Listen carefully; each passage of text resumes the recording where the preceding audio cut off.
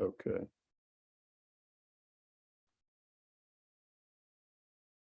Rita, are you with us? Yes, you're with us.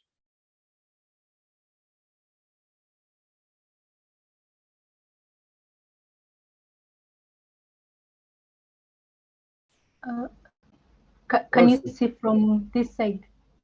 I can see it perfectly. Michael, if you could sort of monitor the chat box and the raising a hand feature, that would be good, since I'm going to be tied up with the slides. Okay, if you could go to the next slide, if you would, please.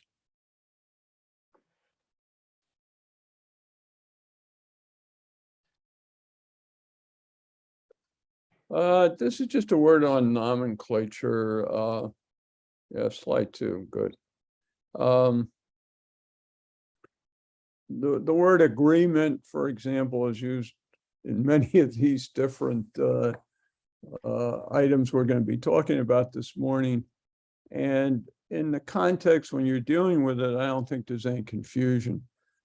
But in a discussion like this, where we're going to be talking about a number of different types of agreements, I thought it'd be useful to try to use a certain nomenclature so we don't get too confused about what we are talking about. So just for the purpose of this, there's no standard definition of these terms, and you're free to use them however you want to in the future. But for the purposes of today's discussion, I've defined them as follows. Investment treaties. Did somebody have a question? No. Investment treaties, these are treaties between two jurisdictions dealing with cross-border investments, private investments. Trade agreements, these are World Trade Organization trade agreements between two or more jurisdictions. And the acronyms commonly used are GATT for goods, GATS for services, and SCM for subsidy type agreements. Tax treaties, typically called conventions, model tax conventions, are treaties between two jurisdictions just dealing with tax matters. And finally, investment contracts. Investment contracts, often called investment agreements, are contracts between a jurisdiction and a private firm. So they do not involve two different jurisdictions, and they cover inbound investments and are of considerable importance in the tax area because they frequently contain tax terms. Okay, let's go on, if we would, Waida, please. Slide 3 and then slide 4.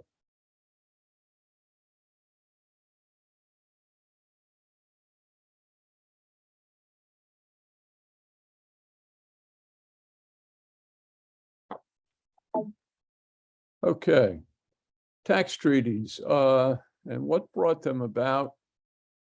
What was the perceived need for them?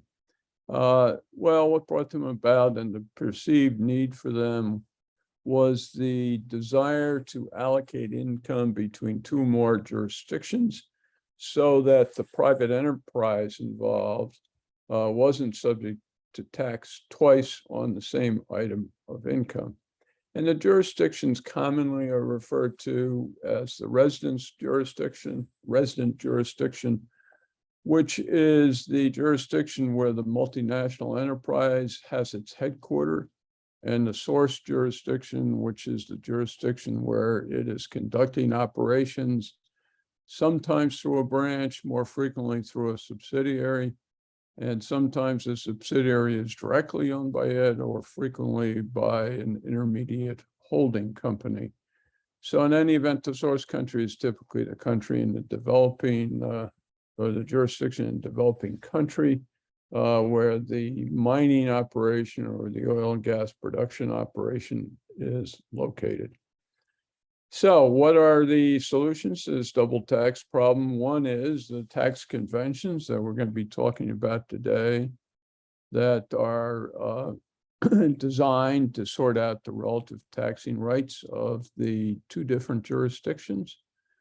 And the other is simply for the jurisdiction, typically the resident jurisdiction, the jurisdiction where the parent company is headquartered, to give some kind of relief from tax for the amount being subject to tax in the source jurisdiction. And there are two typical methods to do so. The so-called exemption method, which says that income, once it's or earnings, once they are repatriated to the resident country, should not be subject to tax there. So if you have a dividend from the source country, that dividend, which is coming out of after-tax income, should not be subject to tax, or to provide a foreign tax credit for the taxes that are paid in the source country, so that the income, when it goes back to the resident country, receives a credit against the resident country taxes. There's a mix of these regimes. I would say the predominant form of these are the exemption method, but some countries employ the foreign tax credit method, and some countries employ both. But the predominant method is the exemption method. Okay, let's move on to slide 5. So there are tax conventions, and there are two model double tax conventions that are the base for the double tax agreements that are entered into around the world. One of the model conventions is the UN Model Convention, and the other one is that produced by the OECD. I'm not sure which is more predominant. I think source countries prefer the UN model, and developed countries the OECD model. And to be honest about it, the two of them are quite similar. So there's not a dramatic difference, and indeed there are not dramatic differences between most of the model conventions. In any event, for purposes of Africa, the ATAF also has a model convention. So there are a variety of conventions that one can look at. So how do you interpret these things? Well, the articles themselves, you can read them. Some of them are pretty, let's see, I think we lost our slides for the moment. I see Michael, but I don't see my slides. Michael, can you see the slides, or here we go. Okay. All right, we have the, how do you interpret these conventions? Well, we have the articles themselves, and when you look at them, you'll find that the articles are, for the most part, relatively brief and relatively easy to read. That said, there's a fair amount of ambiguity, and how do you apply the specific articles to specific situations? So to assist with that, all the articles in the model conventions have commentary. And frequently the commentary is debated fairly actively between the parties that are putting the convention together.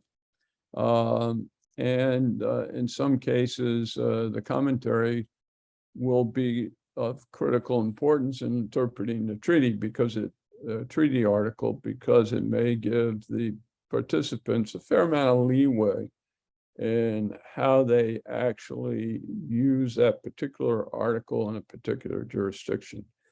Then there are a variety of other sources, as one might expect. There are some court cases or regulations adopted by various countries, directives from multinational organizations such as the EU, and scholarly articles. Civil society organizations put together commentary. So there are a variety of things that one can look at on how one interprets treaties. And indeed, the UN and OECD put out things periodically as well. Okay, let's move on to slide 6. All right. we're going to spend a few minutes here talking about how these tax treaties impact extractive industry participants. So it's not just that you have some large multinational, the Rio Tintos of the world that are involved in these things. The treaties actually can impact a whole variety of different parties that will be involved in the extractive industries process. So what are they? Well, the multinational enterprises, the acronym we're using here is MNEs, are obviously quite interested in the treaties. Many of them are large companies such as Rio Tinto or ExxonMobil in the oil and gas field, and some are quite a bit smaller. And in fact, companies that, unless you're directly involved with them, you may not have heard of. Second type of company are junior exploration companies that have expertise, sometimes in fairly narrow focused areas that are involved in part of the extractive industry process. Third player is a buyer of the natural resources. Sometimes that's a government, sometimes that's a public company, off-takers of various sorts who buy the resources. Sometimes it's a related party. Frequently, it's a related party, as we discussed yesterday, that some kind of marketing subsidiary that's interposed between the production company and the final third-party user of the natural resource. Project finance, almost all of these projects have some kind of financing. Sometimes the financing is provided up the corporate chain to the parent company or to an intermediate company, and then the funds are on lent or provided in another fashion to the production company. Sometimes the financing directly to the production company, and there can be a mix of different ways in which the financing is provided. Governments can be interested in this, particularly if they are a joint venture partner in a project, and providers of all kinds of specialized services. There are all kinds of different service companies that participate in part of the production process. So there are a whole variety of participants. It's not just what you might expect, a large sort of mining company that is impacted by the treaties. And almost all of these companies will have quite an interest in what the treaty provision provides. So, a lot of the treaties have provisions that if you work in a country, let's say you're a provider of a specialist service, for a period of time, at what point are you deemed to be present there for tax purposes? How many days, how many months do you have to be there in order to have to pay tax? And then people manipulate their way around that by not being there the requisite amount of time. But in any event, there are a variety of people that are impacted and subject to different provisions. Okay, let's move on to slide 7. This breaks down the use of treaties in the life cycle of an extractive industry project. So at different cycles, different players are likely to be impacted, and the different provisions in the treaties may apply. So the first phase is exploration. There's not active production, obviously, in this phase, but there are lots of payments taking place, fees for services for the different players involved, and a lot of these fees may go cross-border. And so there's a question of whether the source country should or can impose withholding taxes and what the rate of withholding should be. And treaties typically do set the rate for withholding taxes on different kinds of fees. The next phase is development. And in some cases, the development phase looks back a bit and says there are income taxes on the income earned during the first phase. But frequently in the development phase, you'll have customs duties, tariffs, things that involve with bringing equipment into the country to undertake the development that's taking place. There may be VAT issues as well. The third phase would be operation. The mine is operating, the oil well is producing gas and oil, whatever the situation is, and hopefully anyhow, there's operating income. And as we've been discussing in fair detail, on that income, there are royalties. The royalties are probably more important than some of the other items, but there's royalties. Frequently, there's interest being paid on the financing. There are taxes on the operating income. And then at some point, the profits that are being earned are typically being repatriated to the parent company, often through an intervening company. And so there's a question of withholding taxes on the dividends. And the final phase is when the operating is being shut down, or some form of other remediation taking place, and there can be a variety of different taxes there as well. So that kind of presents the background for the different treaty provisions we're going to be talking about next. Okay, on to slide 8. Many of you have done a fair amount of work in treaties, so this is for those of you that fall into that category, this is a bit of a rehearsal or just a review of what you already know. But in any event, we're going to talk about some of the articles. Some of the articles in treaties are more important than others, obviously. So Article 1, persons covered. For the most part, that's not terribly controversial, but includes taxable corporations. There are a fair number of entities, corporate form, that are not taxable and really don't play a role in these treaties. So a lot of your international corporations fall into that category. Article 2 is the taxes that are covered. They are imposed on income and capital. So you may not get some of the other kinds of taxes that you might expect, but in any event, the focus is on typically mainly on income, but on capital as well. Then we get into the important allocation rules. Article 7, we're going to talk about that in greater detail in a moment.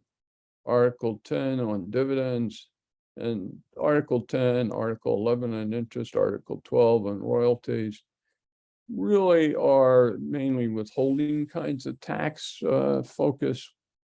When can the withholding be imposed, and more importantly, at what rate? Article 13 on capital gains.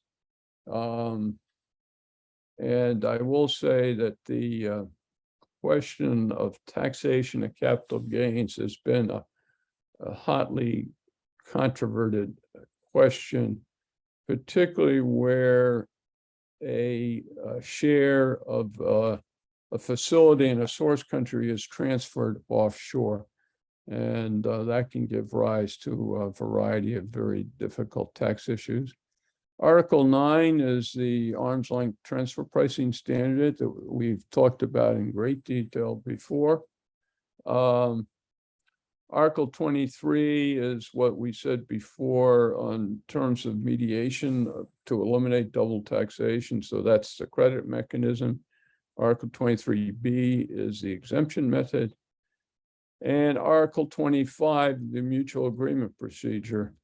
And that's the procedure that deals with how do you arbitrate, how do you deal with tax controversies between, typically between the taxpayer and the source country, but the taxpayer goes to its, or its parent goes to its country of residence, says, we don't think we're being taxed fairly under the agreement, the double tax agreement, and we want you to take that issue up with the other government, meaning the source government.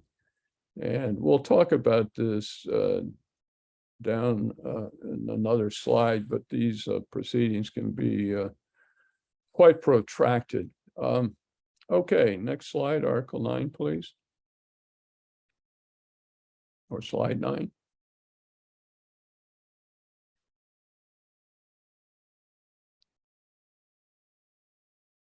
Warita, we're ready to move on to the next slide if you're with us.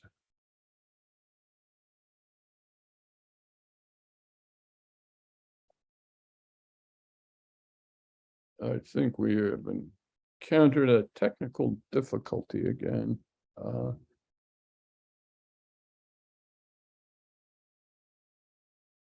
Michael, am I frozen? Are you frozen? What's?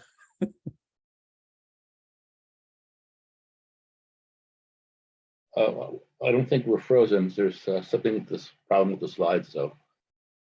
Yeah. There we go. We're back. We're back. Okay, all right. Thank you, Warita. Can you see them? I think this is slide 9. I'm not sure if the one you're seeing. Yeah, no, I can see it. It's fine now. The whole thing was frozen for a while. Oh, sorry. Okay, but we're up and running at this point.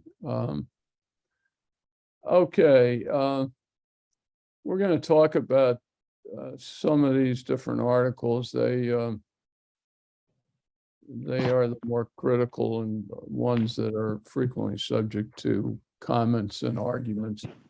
So Article 7 is the permanent establishment article. In order to be taxed in a jurisdiction, you need to have a so-called permanent establishment there, frequently called a PE.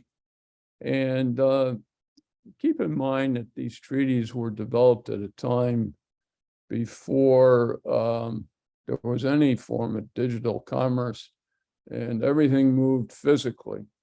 So if you wanted to sell goods, you shipped the goods. If you wanted to do something in a country, you went there to do it. And you didn't just send in an email or solicit a service or provide a service over the internet.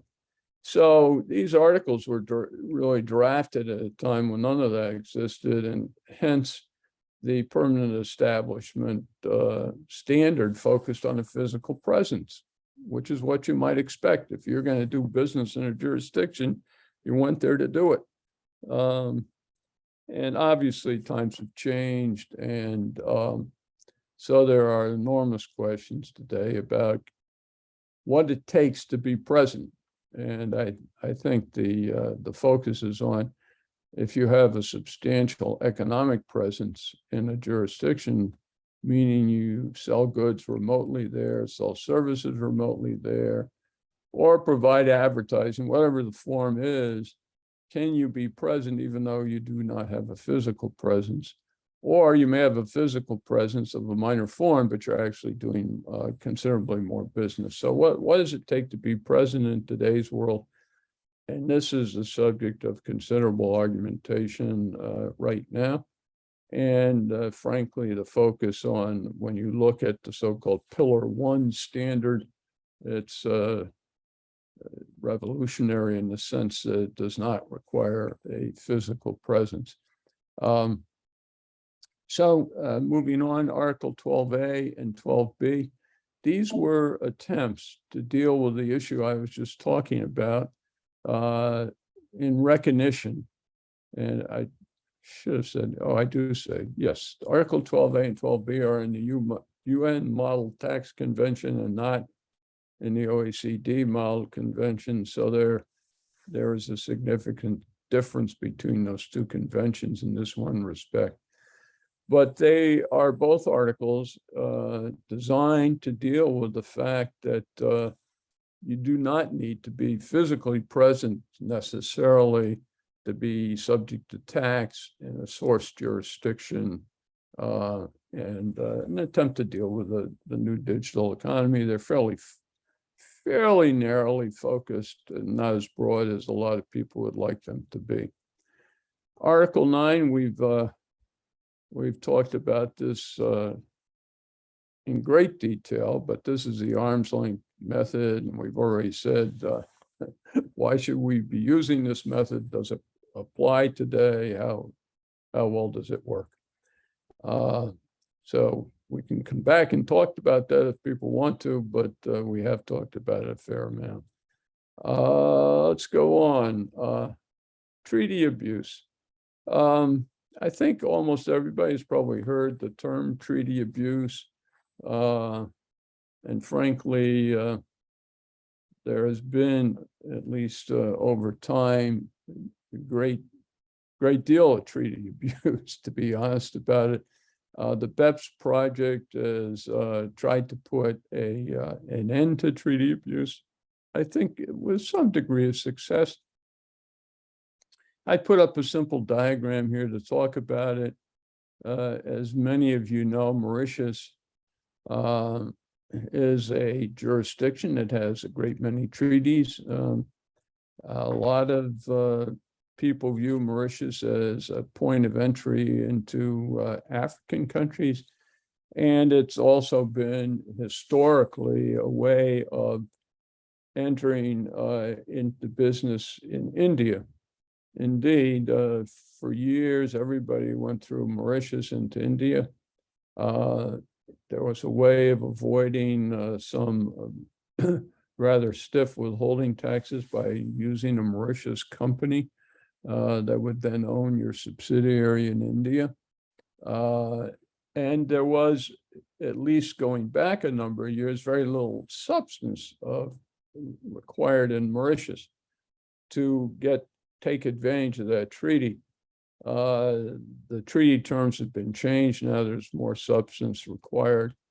And indeed, part of the effort to do away with treaty abuse is to make sure that these intermediate holding companies have some substance.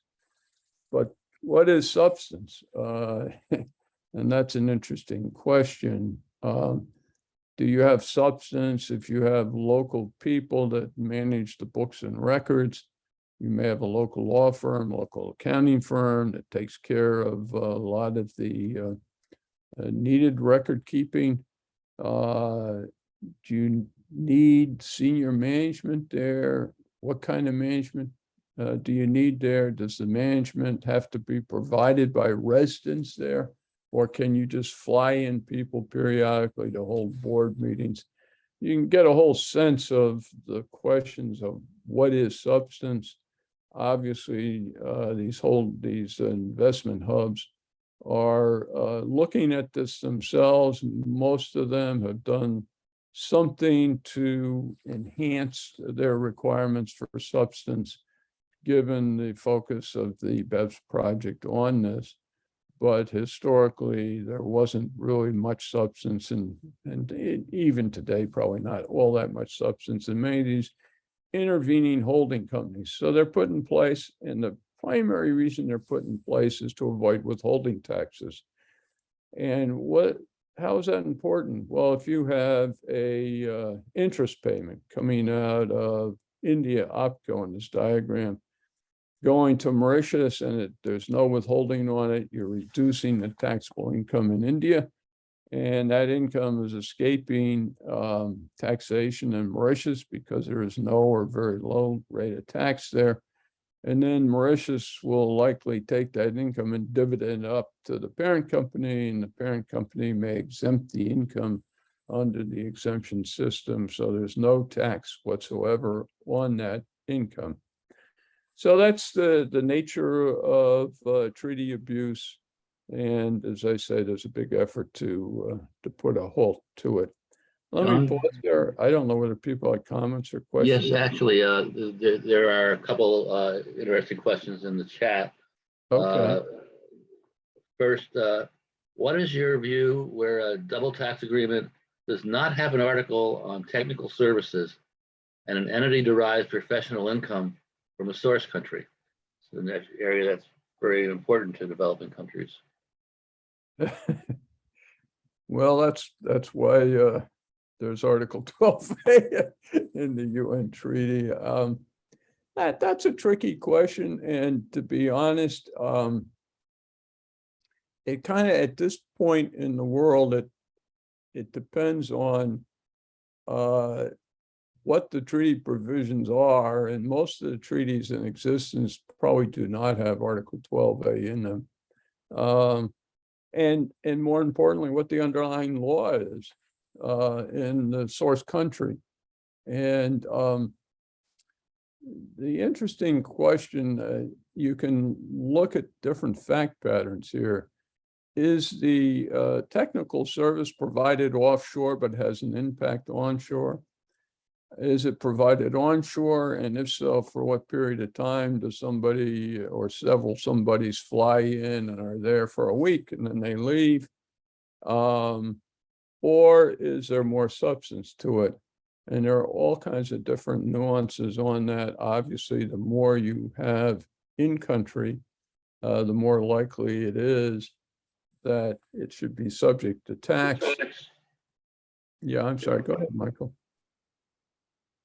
No. I fully agree. I think that the general trend in the law has been for countries to adopt rules similar to that of 12A, which basically say that if the services are performed for the benefit of a local entity, that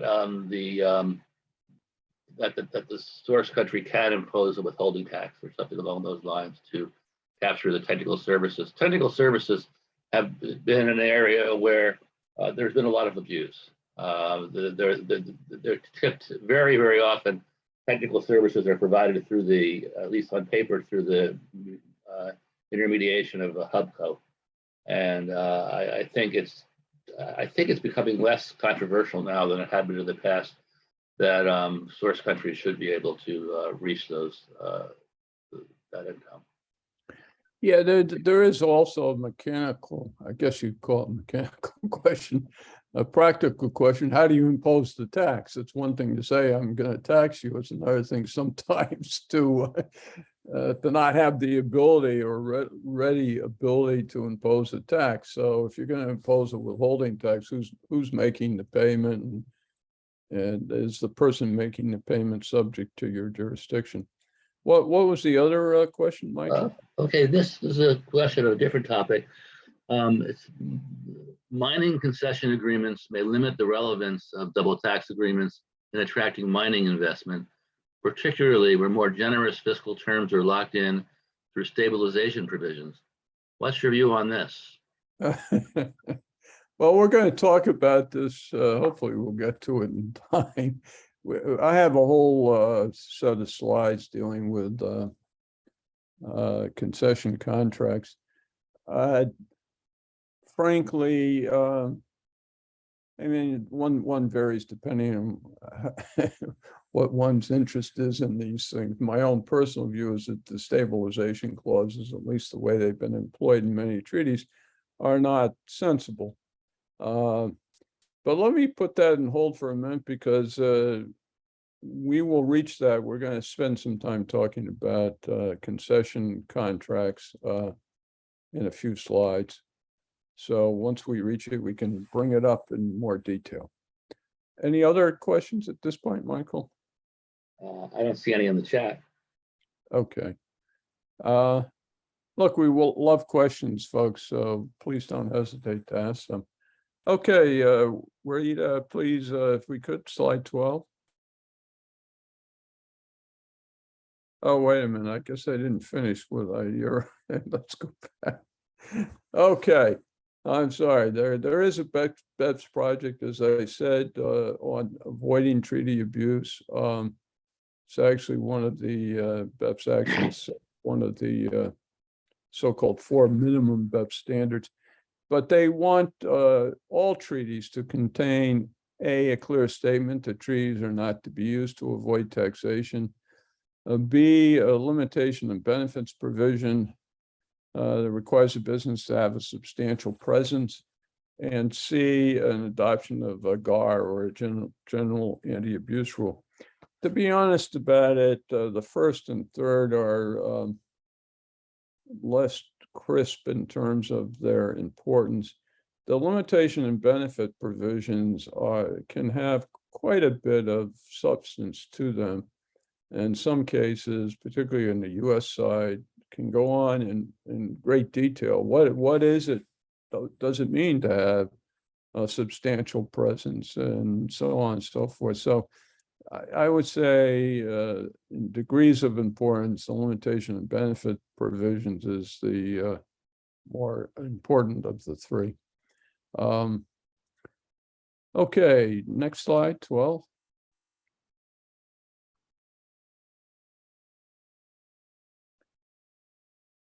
We're gonna get into mutual agreement procedures. They are provided for by both the UN and OECD model tax conventions.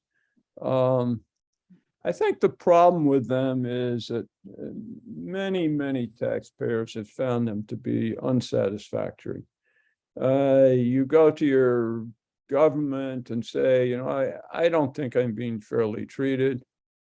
And the government then goes to the other government, and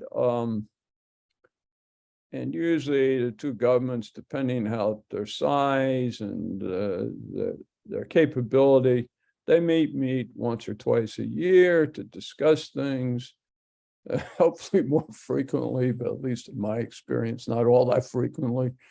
And the taxpayers typically are not there.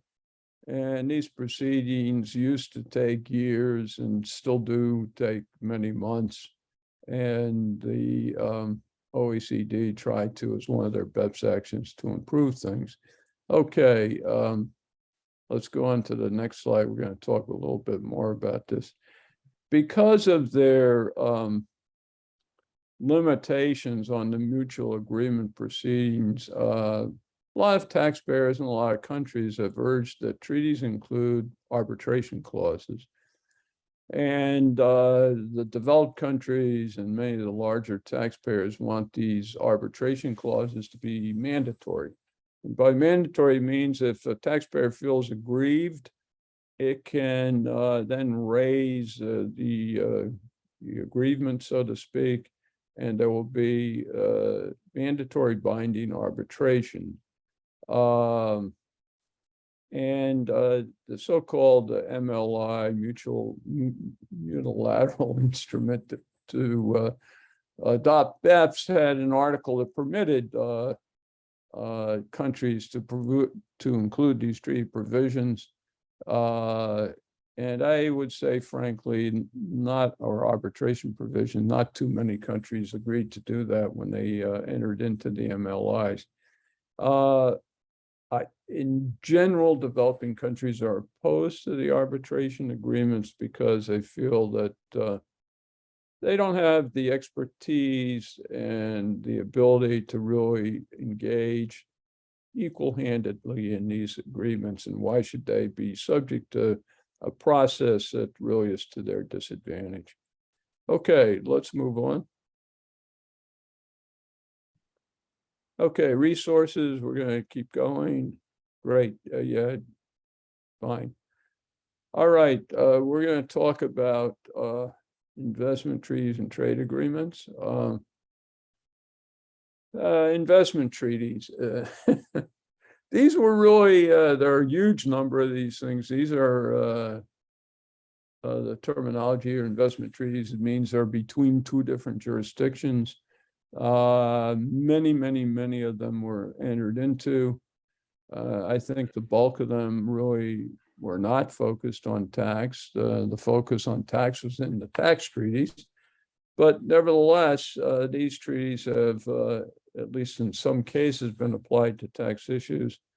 And many of these treaties, or in fact, most of them, have mandatory arbitration clauses with ISDS, investor state dispute settlement provisions, which is sort of the main form and organization involved in running these arbitration proceedings. Okay, let's go on to the next slide. We're going to look at the clauses in investment agreements. We're going to talk about the significant clauses, and these clauses also apply to the trade agreements that we're going to talk about next. National treatment. This clause says that foreign investors shouldn't be discriminated against domestic investors. In other words, if you have a tax law, it shouldn't say we're going to tax a foreign investor on a different basis than a domestic company. The second most important clause is most favored nation. And this says if a foreign investor for country A is receiving some treatment, then a foreign investor from country B should receive the same treatment. You shouldn't be discriminating against different investors from different sources. And those are the two most important clauses, to be honest. But in any event, there are a variety of other clauses, fair and equitable treatment. And this is a little vague, but requires sort of a notion that you're being treated fairly in compliance with the expectations of the parties when the treaty was adopted. Next slide, please. Okay, two more clauses, again, of lesser importance, but nevertheless sometimes employed: full protections and security. You can read that. Expropriation. This is kind of an interesting clause that's been raised a few times. It says, gee, the tax is so unfair that I have been deprived of the value of my investment. So I had been had my investment indirectly expropriated. So it's occasionally, not very often, that clause is raised. Okay, moving on, slide 19. Excuse me, John. We have a hand up from Angie. Okay, sure. Thank you, John. Thank you, Michael. Can you please go back to your the slides before this one? I'm sorry, I didn't hear you. Maybe you could speak up a little bit better, louder. Hello, can you hear me now? I can hear you. Go ahead. Okay. I was saying maybe if you can go back to the slide before that one regarding national treatment. National treatment, yes. Okay, Yes. right. Most of developing countries has access to investment treaties, but yet in their domestic national laws, they do distinguish local investors and foreign investors. Is this a discrimination regarding to this national treatment, or is it what we can call protectionism towards empowerment of domestic investors? Yeah, well, you'd have to look at the specific laws, but in general, protection type of clauses would violate national treatment rules. So that's why, you know, countries entering into these put in those provisions. They do not want to have that discrimination. They don't want to protect the local industry against the foreign industry. And, you know, that's obviously a controversial question. And that's why, as I said, the national treatment and most favored nation rules are the most important here, and ones that raise controversy and sometimes rather lengthy proceedings, arbitration proceedings. So you raised an important question, an important issue. And it's worthwhile paying attention to that if you're in this country. Maybe if I can elaborate more, like for Sure. developing countries, which are members of regional economic integration, like let's say EAC, East African Community, or ECOWAS, Right. they do provide national treatment to other partner states and they distinguish in their local national laws partner state. They define partner state as local investors, but foreign investors are those coming from other countries apart from the regional economic communities they belong to. So I'm seeing this maybe as an infringement to this national treatment principle as provided in the investment treaties. Yeah, I think that's an excellent point. I agree. A lot of the regional agreements, whether they be in Africa or elsewhere, do provide advantages. And, the national treatment rules can be quite controversial, to be honest. And I will say the US, not so much national treatment, but they had a subsidy provision called DISCs. I forget the other terms they use for it. And for years, there were arguments over those provisions in US law. And finally, the US law kept losing cases over a period of 20 years or so. And finally, the US gave up. So these provisions can be quite controversial and indeed found to be discriminatory. And it kind of depends on the investment agreement about their impact. But I think you raise an excellent point. The national treatment, if you have national champions, industries that you want to champion and you want to protect, at least initially, from foreign competition, these clauses can be quite important. And the same thing can be true of most favored nation, where you have one country that you have an agreement with, and you want to give them more favorable treatment than some other country. And that can be highly controversial as well. So the first two things are, first two type of clauses are quite important. The others are, I think, of less importance. But I think you raise an excellent point. Did you want to make another comment on it? It's okay. Thank you very much. I think that was great. Very useful to put it in context. Okay, let's keep going. We don't need to spend time in a resource. Trade agreements. Trade agreements are funny because I'd say most tax people say, I've heard of it, but what do I care? Would generally be the impression I have of most tax professionals, not all, obviously. And frankly, that was my impression as well until I got involved in something. But in any event, GATS and SCM, these are the major ones. GATT, General Agreement on Trade, focuses on cross-border goods.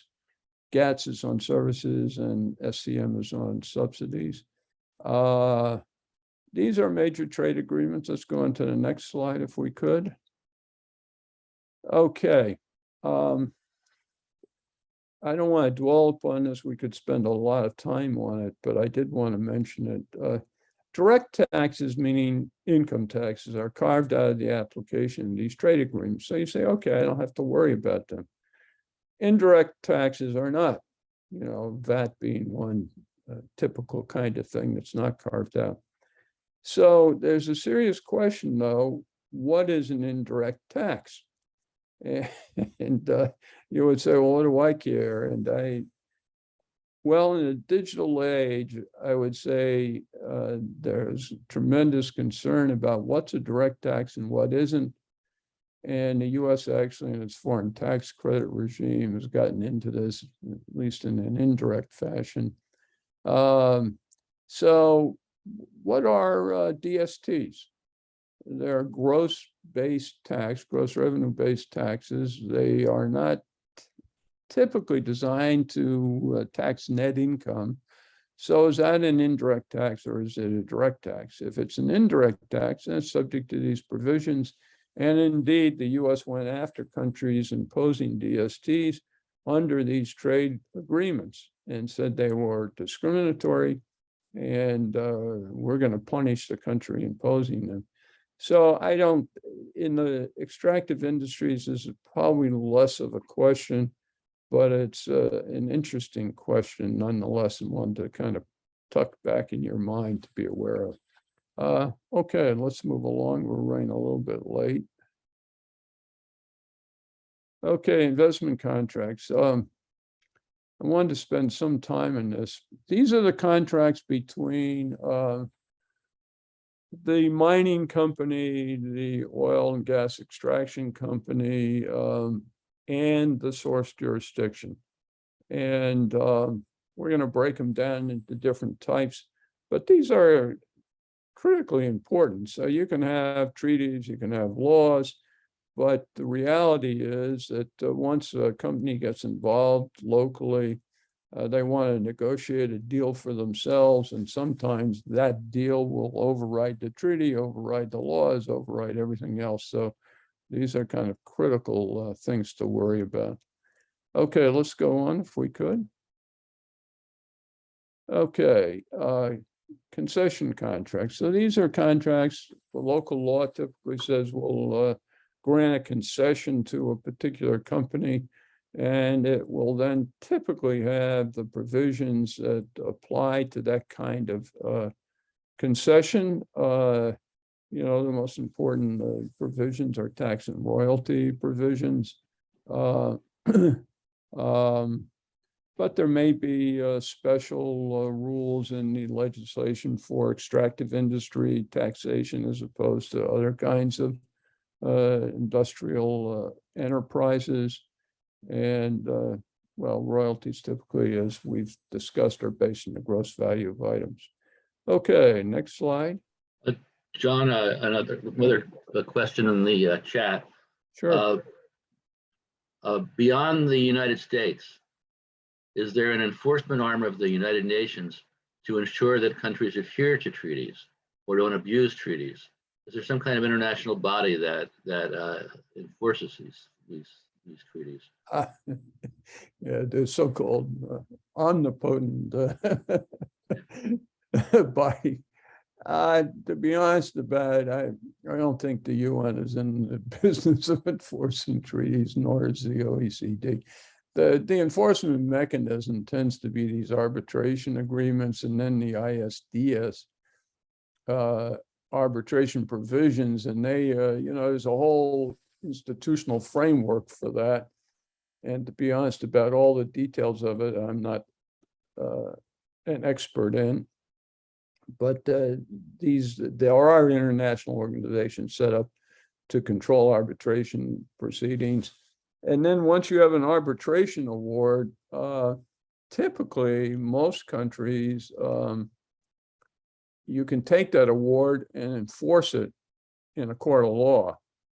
And that can get very protracted and involve multiple jurisdictions. There was a famous case involving India, not an extraction case, but called Vodafone. And the Vodafone case went on for years. I think it probably went on for 15 years or so, just finally settled for a couple $2 billion. So there are ways to enforce the proceedings, to begin with arbitration, and then once you have an award, to take it into the court system. I don't know, Michael, did you want to comment more on that? No, I think that, well, maybe a little bit. The treaties have their own enforcement mechanisms, basically, and the main one is the mutual agreement provision, which encourages countries to negotiate the resolution of issues where two countries take different views. This is often invoked in the transfer pricing setting, where different countries have different views of the proper transfer pricing for a particular situation. I would say more generally, though, although it doesn't directly involve enforcement, there's been a great deal of controversy over which organization, international organization, should be the body that is primarily responsible for generating model treaties and for setting tax policy and for doing things like the Pillar 1 and Pillar 2 process.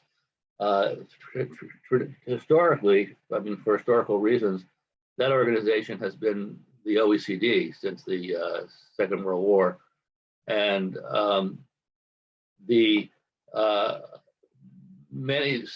sometimes advocates for developing countries have argued that the OECD is a small group of relatively wealthy countries, and it should not be entrusted with developing model tax laws for the entire world.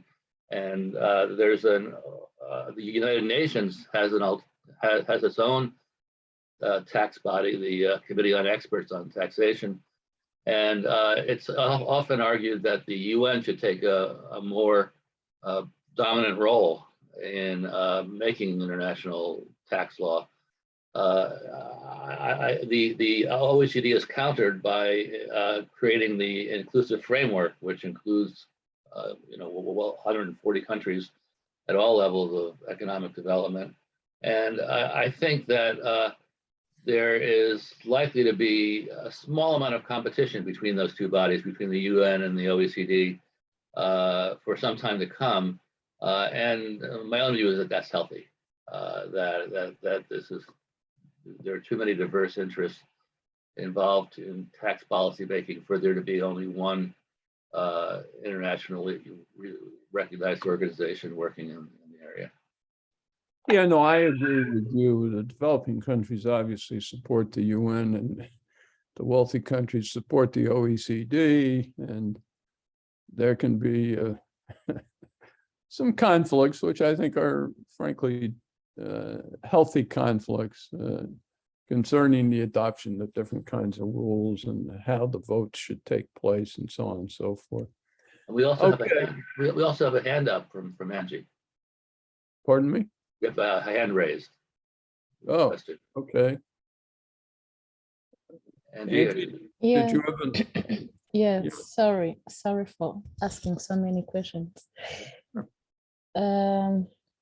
Can I take you again back to your previous slide regarding royalties and taxes? In most, Yeah, sure. yes, yeah.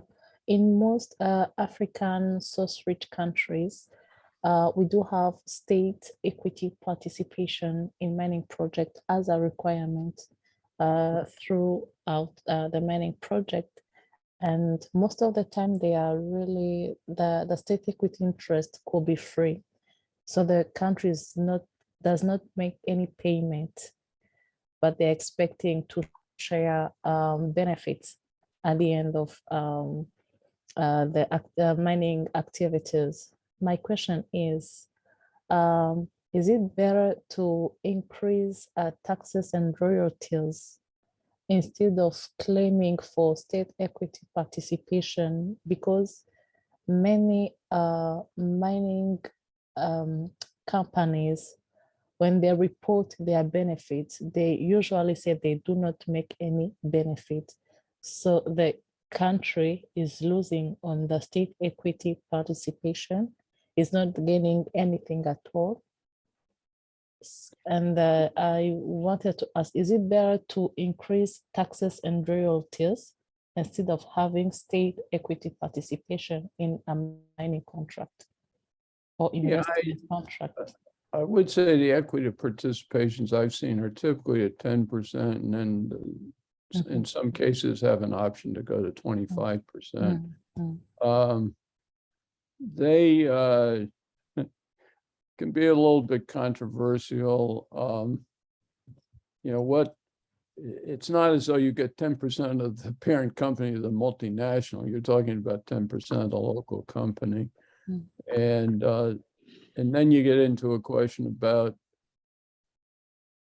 what is the equity interest worth, and how is the parent company taking out its income? Is it in the form of dividends? Is it in the form of other forms of payment, whether it be interest or royalties or other forms of payment? And I think the equity interests are a bit controversial. I should have put it in the slide, and frankly, I didn't think to do so. But it's a good point. I'd say a lot of laws and countries do have a provision for an equity participation. And as I said, typically at 10%, and sometimes with an option to go up to 25%. Yeah, sure. John, have you come across to a percentage reaching 50% as state equity participation?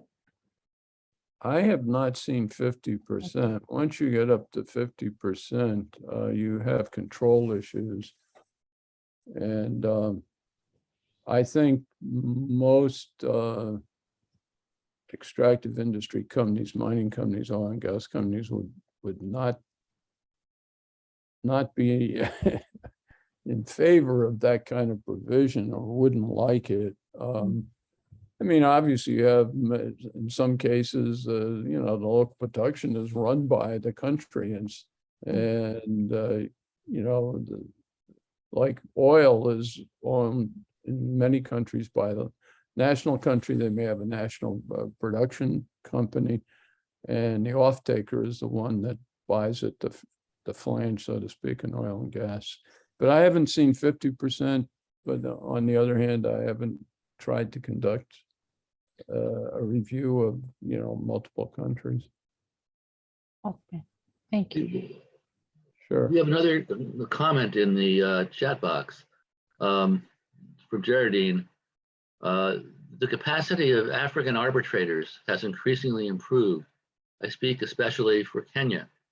The problem comes in where parties to contracts do not prefer African arbitrators because there is still a perception that they are not competent enough to handle international trade disputes. I guess this really isn't a question, but John, do you have any thoughts on the question of? To be honest, I don't know the competence of different arbitrators. I'd say in typical arbitration proceedings, the parties each appoint an arbitrator or arbitrators, and then the arbitrators appoint, you know, a third party, so to speak, so that there's a neutral party. I don't see why the local country would have any prejudice against their own arbiters. I think the question would become when the arbitrators get together and appoint an arbitrator, who do they appoint? And I could understand why there might be some discrimination there. I don't know. Do you have a comment on that, Michael? No, I really don't. I think that ideally the process for both parties participate in selecting the arbitrators would prevent some discrimination, but I don't have a comment. Yeah. Okay, moving along. So we're into another controversial area here, and it came up before, but contract regimes, investment agreements. And frankly, this is the kind of heart of the thing in terms of contracts, these investment agreements, although in the oil and gas industry, they take a somewhat different form. In any event, you know, we started to talk about this before. In fact, we've been talking about the bottom three bullets on and off throughout this whole presentation. But so I would say it's common to have a tax holiday. The provisions I've seen, and I haven't tried to review a whole bunch of them, but the provisions I've seen, the tax holiday is for a period like 10 years. And then it may be extended, not so much at a zero rate, but at a lower rate of tax for another 10, 15 years. So you're really looking, let's say, at 25 years of either no tax or very low rate of tax. And I'd say that, I'm not sure it's typical, but it's not uncommon. And then these agreements contain so-called stabilization clauses. I think most people are probably familiar with these clauses, but the clauses are designed to prevent adverse changes in the provisions in the contract. So if you want to impose a tax rate that's higher than the rate in the contract or the holiday, you want to override that holiday, the stabilization clause says you can't do that. And then you say, well, the country's sovereign, they can go do what they want to do, but then you get into, well, the offended party, the private enterprise, will seek arbitration. And the arbitration is then conducted under ISDS rules outside of the jurisdiction. And then it could be enforced. And the enforcement could take the form of an award, and then the award taken by the private company into the courts, not so much into necessarily the courts of the source country, but into the courts of some other country where the source country has assets. And I mean, that's the typical pattern. The party that's offended looks for assets outside of the source country to seize and enforce its award. So these are highly controversial things. I will say that they're pretty common. And I don't know, we've been talking about this some. So I don't know whether people have other questions about it or comments they'd like to make, but it's a controversial area. So does anybody have further thoughts on it? Okay, contract regimes, production sharing contracts is also something we talked about before. You can get into specifics here. I must admit, years ago, I was involved in this industry, but not so much recently. But in any event, I think the details here are not unimportant, and they sort of split the production benefits, so to speak. So there's a royalty to begin with, and then there's a recovery for the production company called cost oil, and then finally there's a final split. So there's a three-way split with priority being given to different stages or different parts of it. So that's a PSC or production sharing contract, different kind of regime. Next slide. Risk service contracts, I think, again, these are a little bit outside of the purview of discussion here, but these are contracts where the government owns the natural resource, which is fairly common, to be honest, but then it hires somebody to go do work on it, and the person or the firm it hires does not have an ownership interest, but paid a fee, and the fee can then be subject to tax. Could be a withholding tax or just an income tax. Okay, next slide, if you would.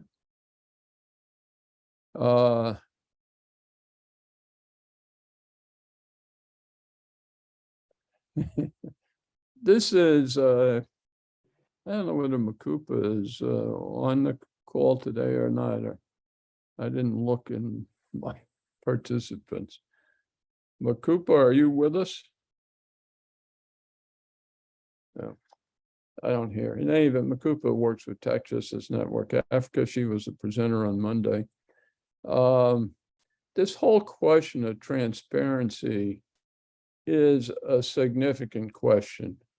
And, it depends on the country, and the countries all vary a little bit on this, but the problem area is that the executive branch, the people running the government, negotiate with a private company. They enter into an agreement. Nobody may see the agreement prior to them agreeing on the terms. In some cases, the agreement has to be approved by Parliament, but the parliamentarians haven't even seen the agreement before they're asked to vote on it, and they're shown it, literally 5 minutes before the vote and said, approve the agreement. And so this whole process is shrouded in secrecy. And, transparency is an important element of how these agreements should be processed and approved.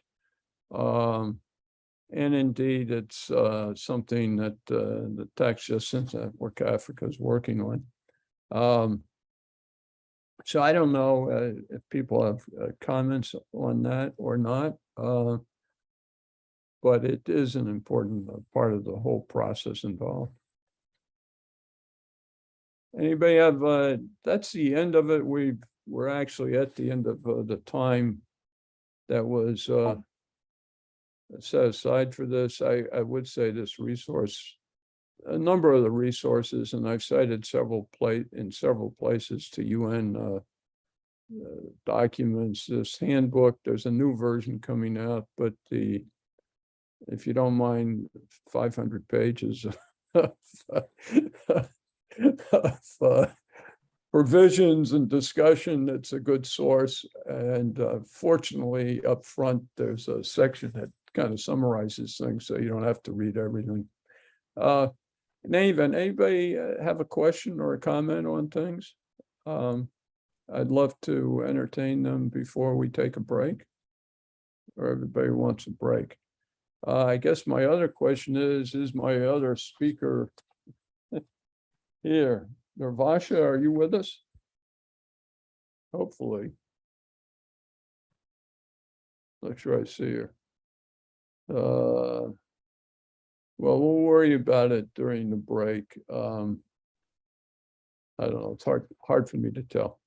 In any event, let's take a break. It's let's see, it's now a little after 3:15 East African time, a little after 8:15 our time in the United States. Why don't we come back at 8:35 and reconvene? So we'll take a little over a 15-minute break. I don't know, before we break, did you have any comments, Michael, you want to make? No, I really enjoyed that presentation. Thank you. Yeah, this is an important area, folks, and you can pass all the laws you want, but if the treaties override the laws or the arbitration proceedings take precedence to your local laws, obviously, kind of a critical area for everybody. Okay, we'll see everybody in not quite 20 minutes.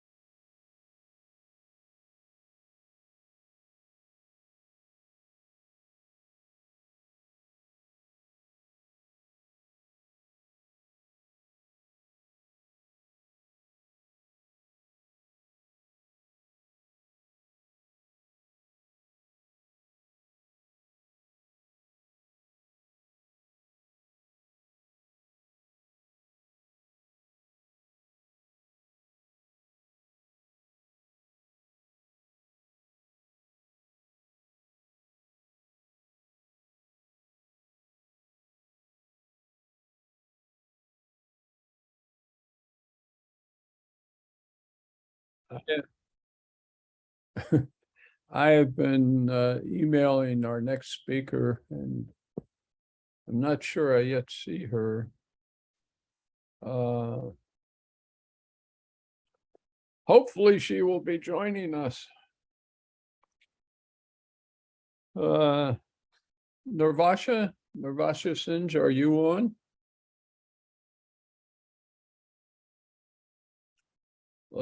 Let's give her a minute.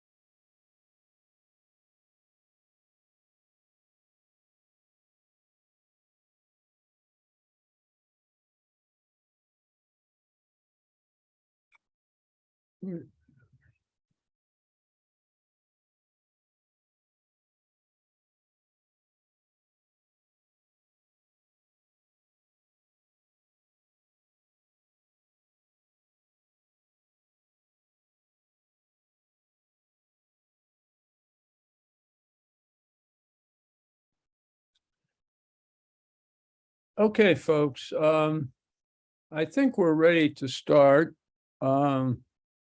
I know that the people at the University of Nairobi are having some difficulties, so hopefully we will not encounter any. I think Warida may not be with us. Okay, Navasha, I don't think you've had a chance to introduce yourself. Why don't you introduce yourself? I will say Navasha is joining us from the law firm of Weber Wenzel in South Africa. And she spends her time, not all of her time, but her professional time, at least a good part of it, worrying about disputes and tax disputes and their resolution. But maybe you could add a little more detail on that, and then hopefully you can manage the screen yourself, because I think the woman that was working with us in South Africa has had some technical difficulties. So go ahead, please. Hi, John. Hi, everybody. Just a quick background on me. My name is Nirvasha. I've been in the tax industry for the past 18 years, I would say. I started off with the South African Revenue Service, which is actually our tax services here. I worked for them in various legal roles for 8.5 years before joining Weber Wenzel. So, John, you're 100% correct. My whole life is governed by disputes and putting out fires. Right now at Weber Wenzel, I'm a partner. I predominantly deal with dispute resolution in the mining industry, as well as in employee tax. John, before I go any further, I just want to make sure everybody can hear me fine. I can hear you just fine, Navasha, so you're coming across great. Great, thank you so much. So that we can hear you. I wish we could see you as well. I have no video on. I'm actually not sure why you can't see me. Hmm. I don't know, you're coming across it. Part of it may be that university. Let me put on. There we go. There we go. There we go. Little better. Okay, now we can see you. Okay, great. It's going to look as if I am not looking directly at you all. My apologies. I have 3 screens in front of me and my camera is to my right. So forgive me for that. I just want to say at any point whilst we're discussing dispute resolution, if there's any questions that you may have, or if you'd like me to re-explain something or just emphasize on anything, please do stop me. I am happy to go over it again or discuss anything you need to. John, is somebody going to be sharing the slides that I have? Well, I was hopeful the people at the university could do it. Let me just pause for a minute on questions. We have a fairly active chat box, which you may not be able to really monitor very carefully when you're speaking, but I will worry about that. And we also have people raising hands and some people just interject comments. I don't know, can you, let's see, we had 2 people at South Africa at the university, not South Africa, at the University of Nairobi working with us. Warida was one of them. Warida, are you with us or she sent me an email. Yes, I am back. Do you have, Navasha, would you want her to share the screen and Please. put your slides up? If you wouldn't mind, Warida. Do you Yeah, have? no problem. But please, I have some few internet issues today. So Oh, I hope you are patient with me on this. it's Murphy's Law, Warida. When we need everything of technology to be working, it lets us start. But in any event, John, I can distribute the slides after the lecture as well to all the participants. That would be great to distribute the slides. I know Charlene did that. Yeah. Just so everybody has a base point to work from following our lecture.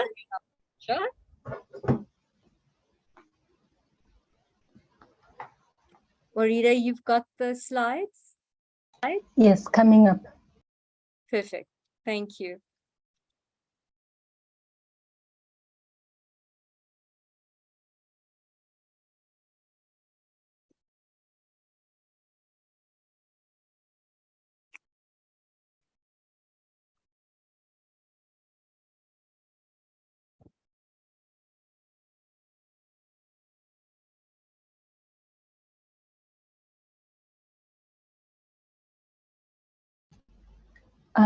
John, kindly make me the co-host. Can I make you the co-host?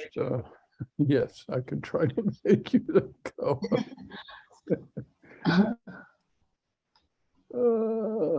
So we can share all participants. You should be. Yeah, it's because I logged out, so Zoom gave the host access to someone else. So for the participants, Warida. I tried to make all the participants sharing. Does that help you? On the, just a minute. On the participants list, I think if you scroll to my name and make me co-host, I'll be able to share screen. Yeah. Hold on, mute more.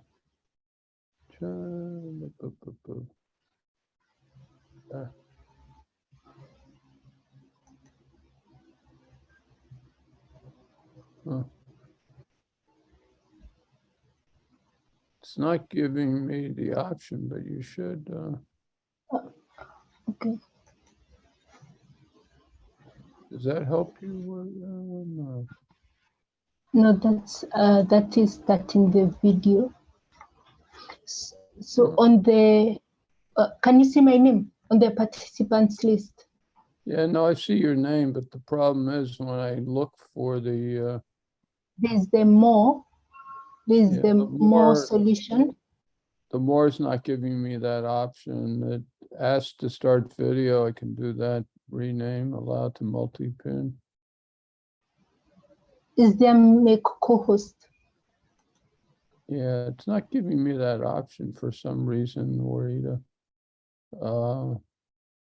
I don't know why. That's weird. I think John is unable to use that option because he is equally a co-host. Someone that has been signed in as Zoom Fall should be the one to do that for you. Yeah, Who's the yeah, main- it's resolved now. Thank you.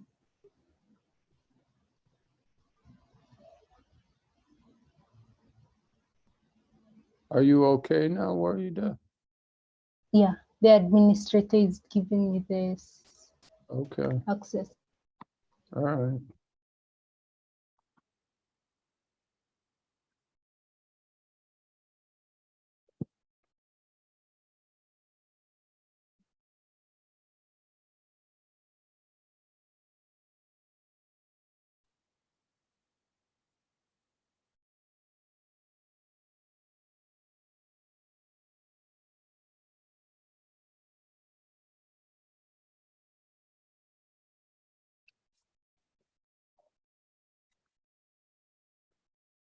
My apology, folks, but in the world we live in today, we encounter technical delays all the time, so.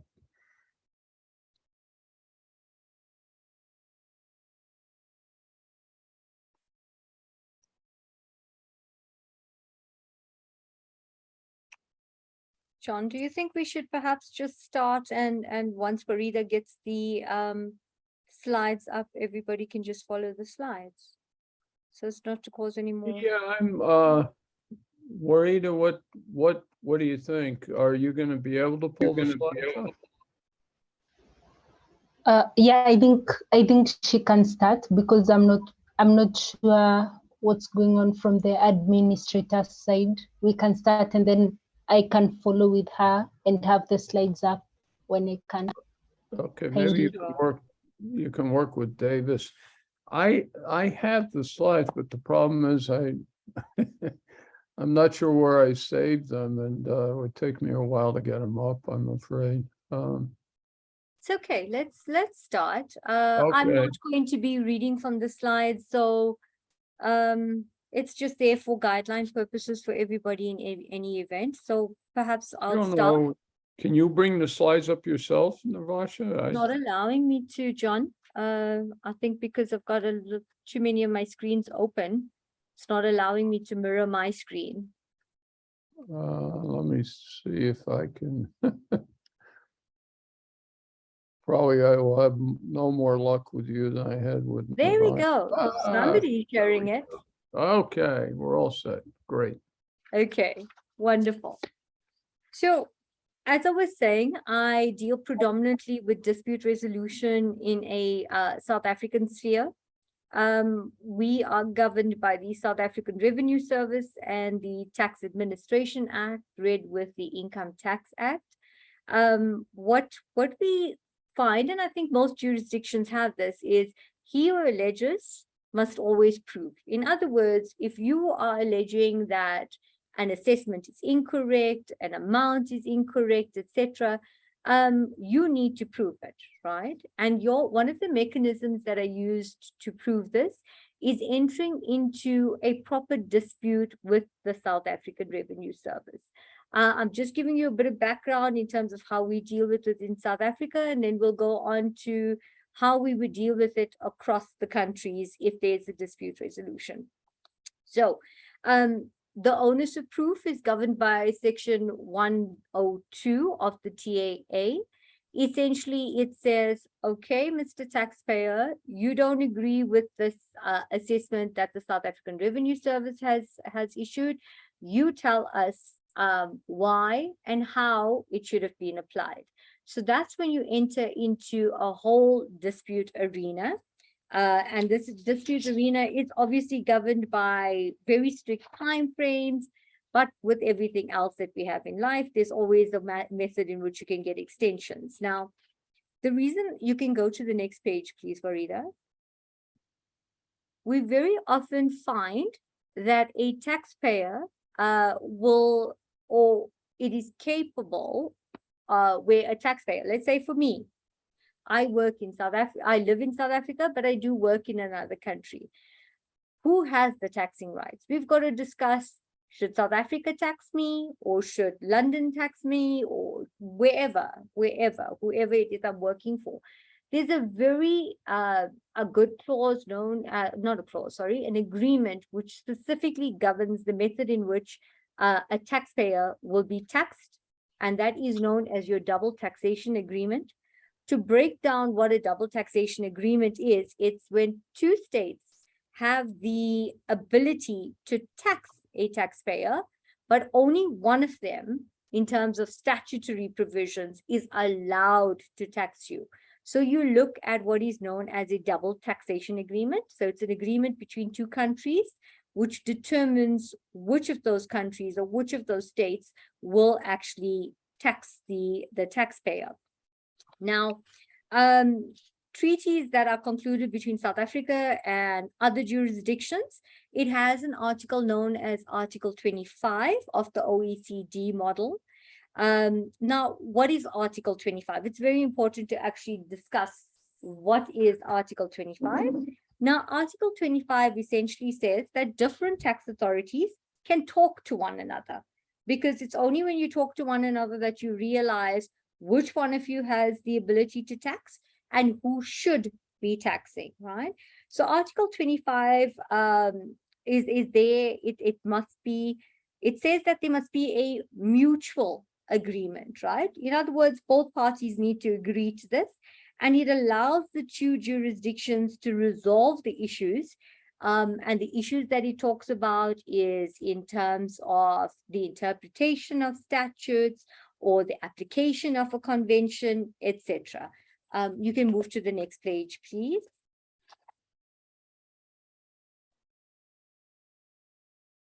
Okay, so now one of the remedies for a taxpayer that considers, it's one of the remedies for a taxpayer that actually considers the actions of one or both of the contracting jurisdictions, where the result will result in taxation of a taxpayer not in accordance with the provisions of the tax treaty. In other words, we've got a DTA between South Africa and, let's say, America. When they look at the clauses in the DTA, they've got to follow what the DTA says. Should South Africa be the taxing authority, or should America be the taxing authority, right? I've laid out an example in the slides, which you will come across, and we can just quickly discuss that. So when one resident of one jurisdiction actually derives income from sources from a second jurisdiction. Now, both jurisdictions' domestic tax legislation would have the capability to tax that income. But if you do that, then the poor taxpayer is going to be taxed twice, right? And that could never be the intention of legislation where one person gets taxed on the same income by two different states. So that is when you start looking at, what does the DTA say? What does the DTA lay out in terms of who needs to tax you, how you need to be taxed, and if both jurisdictions tax you, what is the remedy? Okay, you can move to the next page, please, Farida. You can actually skip 2 pages. You can move to page 6. Thank you. So the important thing that we need to discuss here is MAP, right? Now, what is MAP? MAP is actually, it's a process whereby the two jurisdictions actually consult with one another. So they don't go head to head. It is not a fight in terms of, oh, I should be taxing or this state should be taxing. It's actually a process whereby the authorities get together and they discuss it. And they say, well, you know, Mr. X works here. He gets his income from state Y. The income can be taxed in both states because of the domestic legislation that exists there, then they start looking at, but okay, what does the DTA say? Does the DTA say that Mr. Taxpayer should actually be taxed in 2 states? No, it does not. It says the taxpayer needs to be in this jurisdiction for this period of time, etc. So there's a whole lot of governing provisions that both competent authorities will look at in determining who is taxing, why you are taxing, and how you are taxing, okay? Now, we must remember that just because you are using MAP does not mean you are not entitled to the internal dispute resolution processes in that state as well. So just keep that at the back of your mind, because we're going to discuss that as well at a later stage.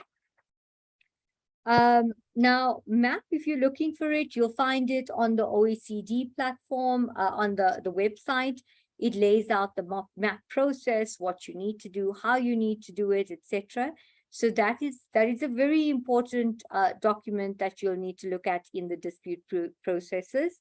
The important thing is, if the MAP article in the DTA, which is your double taxation agreement, does not provide for the limitation period under the domestic law to be overridden by the DTA, then the MAP cannot be accepted if the MAP request exceeds the domestic prescription period, okay? So you can see how you have to read things in tandem with one another. You can move to page 8, Warida. Thank you. So now you've got to look at what happens where a person considers the action of both countries' tax administrations, and it will result in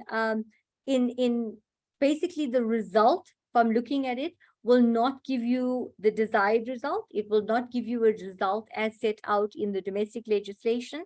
Then what you're allowed to do is you're allowed to request or approach those competent authorities to find out from them, well, this is the situation, this is the unfairness of the procedure, what needs to be done, how do we need to do this, etc. So those are important points that you need to keep in mind when you're dealing with dispute resolution.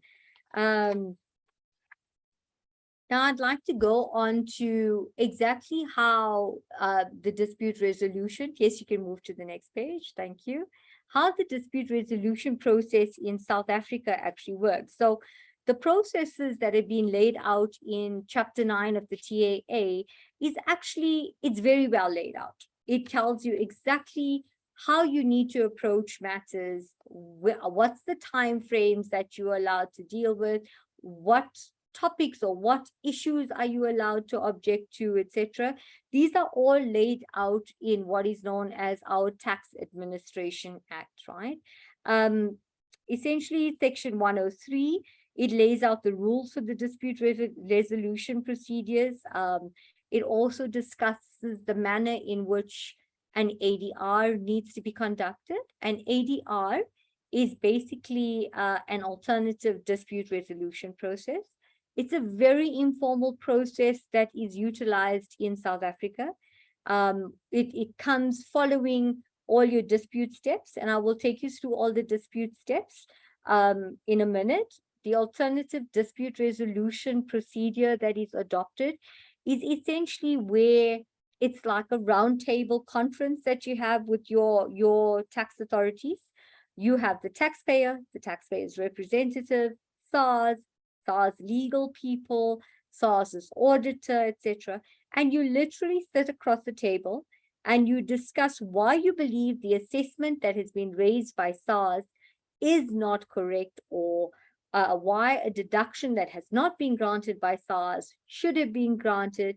It's a procedure that is integral to the dispute resolution process for 2 reasons. One is because it's an informal procedure, there isn't a massive cost factor that you need to deal with in the sense that you've got to go straight to tax court or you've got to go straight to the High Court of South Africa. It's actually a process where you can try and amicably resolve a matter. And this is important because if you do not need to enter into a court litigation procedure, then by all means, you need to strive to do that. The tax authorities are quite strained in terms of their budget for litigation procedures, and they are encouraged to actually try and resolve a matter, if possible, at the alternative dispute resolution process. Now, you can move to page 10, please. Thank you. So a very important part of the dispute resolution process is when you are aggrieved by an assessment, or if you're unhappy with an assessment, does that mean you no longer need to pay the amount due in terms of that assessment? The answer is no. So just because you aggrieved by an assessment and because you want to object to an assessment does not mean that you do not need to pay the amount that is outstanding in terms of that assessment. So what the TAA has actually done or has laid out is, if you have an intention to object to an assessment that has been raised, you can utilize a section known as section 164, which allows you to suspend that debt.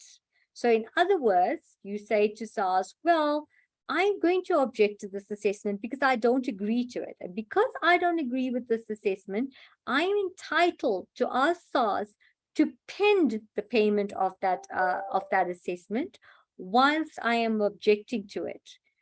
Importantly is, even if SARS allows this, what is known as a debt suspension, it does not mean that the debt remains the same amount, because the debt is accumulating interest on a daily basis.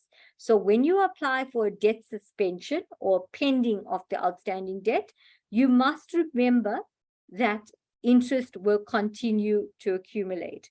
Now, this request for a debt suspension isn't a very easy process. It's one where SARS actually investigates whether or not you are entitled to apply for the 164, whether or not you should have your debt suspended or not.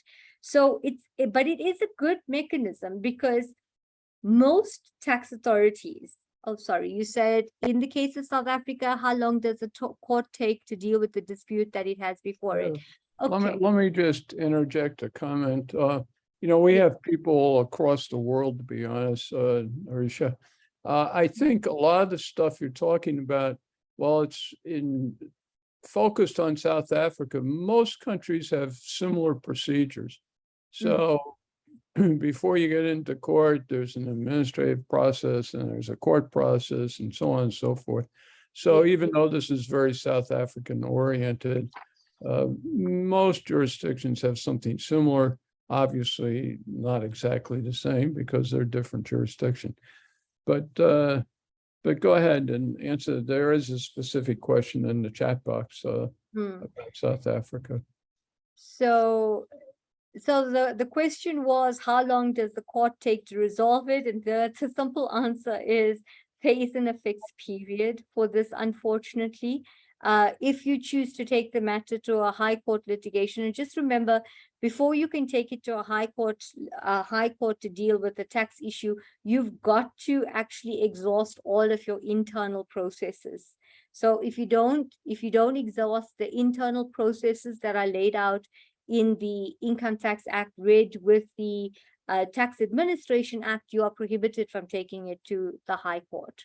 The High Court at this point in time, thanks to COVID, we've got a massive backlog of matters. The court can take anything from, I would say, from the date you set it down to obtaining a date. It could take anything up to 18 months at this point in time. But again, importantly, you've got to exhaust your internal processes. So I'd like to talk you through the internal processes. And John, like you pointed out, this is from a South African perspective, but the dispute resolution process in different countries will have different time frames governing it. But I'm sure most of them say exhaust internal processes before you can actually go to a formal litigation process in the courts that we have. It's funny, in the US, we actually have a process where taxpayers can go directly into court. Most do not.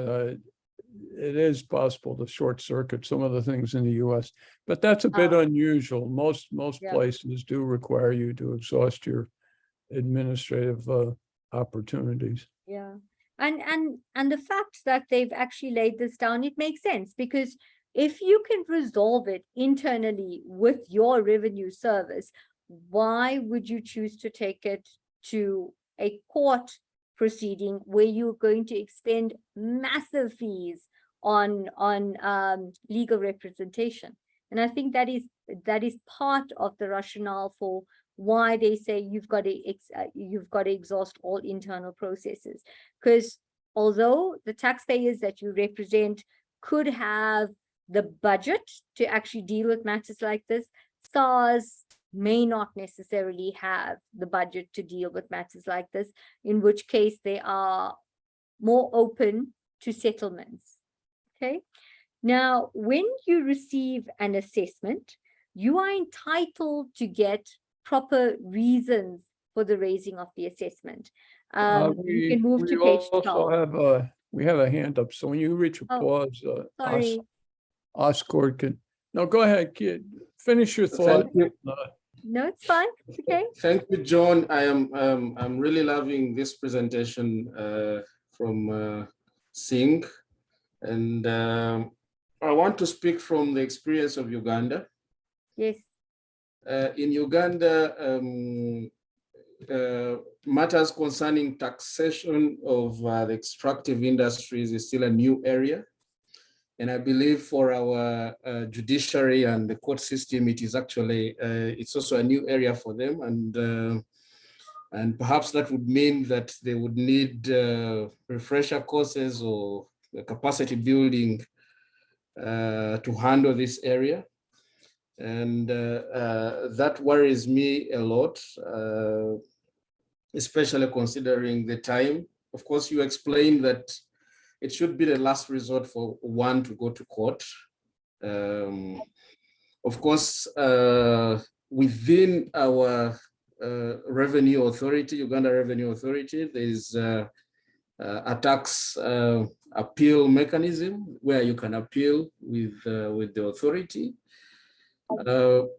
But specifically, I want to speak about royalties in Uganda, not direct taxation. In Uganda currently, it is difficult for different levels of governments to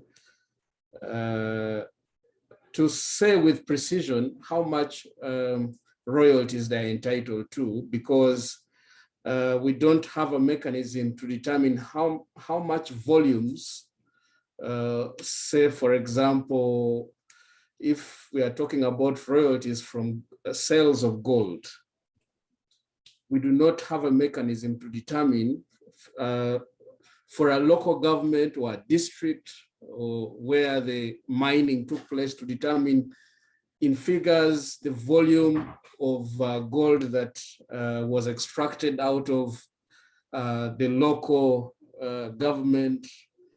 At the national level also, it is not possible to determine the volume.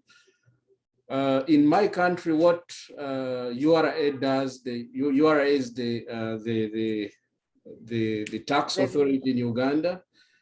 They only tell us the amount of monies they earned in terms of foreign exchange, and then they calculate royalties based on that and distribute it accordingly. But it is hard for a local government to tell whether they were cheated on the royalties they are getting, or they were paid more, because they cannot tell. So the civil society in Uganda has proposed in the amendment of the Mining Act, which was recently passed into law by Parliament of Uganda, that there should be a tribunal to handle such cases. But before the president assented on that bill to become law, that proposal was removed from the bill. because from the president's wisdom, he was saying that there are so many tribunals in the country, there was no need for one. In case anyone was not satisfied, then the only option is to go to our court system. And yet we know that they don't handle matters in a speedy manner. Yeah. Yeah. Well, Well, Oscar, that's such a thank you for sharing that with us. I think we take it for granted that we have legislation that actually determines the royalty calculation, that determines what goes into gross sales, how to adjust your gross sales in accordance with the type of mineral that you are dealing with, that we're actually not aware of the kind of problems that other jurisdictions may actually have. And just as a side comment or a question, has it ever been discussed whether or not there should be a formula that is applied when the mineral is extracted, which triggers obviously the payment of the royalty, whether or not to introduce something like that into your legislation, which would then give everybody transparency, if I can put it that way. This is how much of gold has been mined. This is, well, most gold doesn't need to be beneficiated. With us, it's coal, and there's a process of beneficiation that is undertaken, and which determines whether it's a refined or unrefined mineral. Has that been discussed at all? Yes, that has been discussed, but we don't have that formula. The only formula we have is the sharing, the formula for sharing royalties between different entities. Yes. That is the only formula that is existent. But the law says that there should be a supervisor that should be able to validate the amount of, in terms of volumes, what comes from a mineral site. Yes. But we do not have such supervisors. Actually, the entire country has 6, and I mean, they have 10, and 6 of them are deployed at the ministry or the Department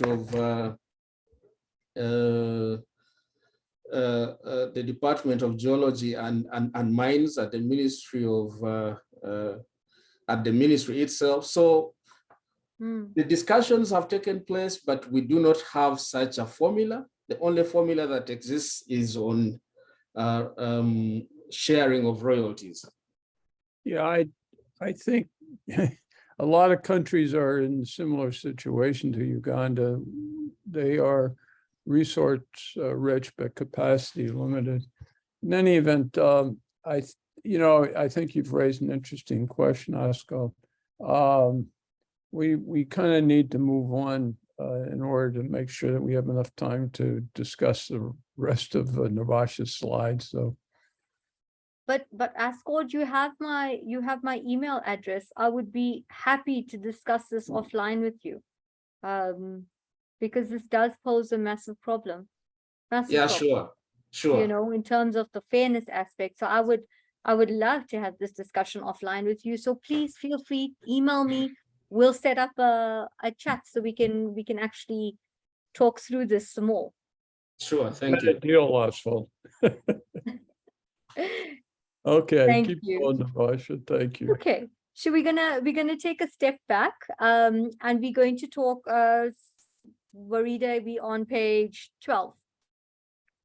Okay, so just using the process of logic, if you get an assessment from SARS, and SARS does not lay out the basis, or any revenue authority for that matter, does not lay out the basis as to why they've raised an assessment, how they've raised an assessment, how can a taxpayer actually object to that, right? So if you receive an assessment from your revenue authority or South Africa's revenue authority, and the assessment does not set out the rationale for that assessment, you are entitled to go back to SARS and say, well, I'm aggrieved by this assessment, but I don't even know why you've assessed me in the manner that you have assessed me. Explain to me why you've done this so that I can respond and I can actually lodge an objection to that, right?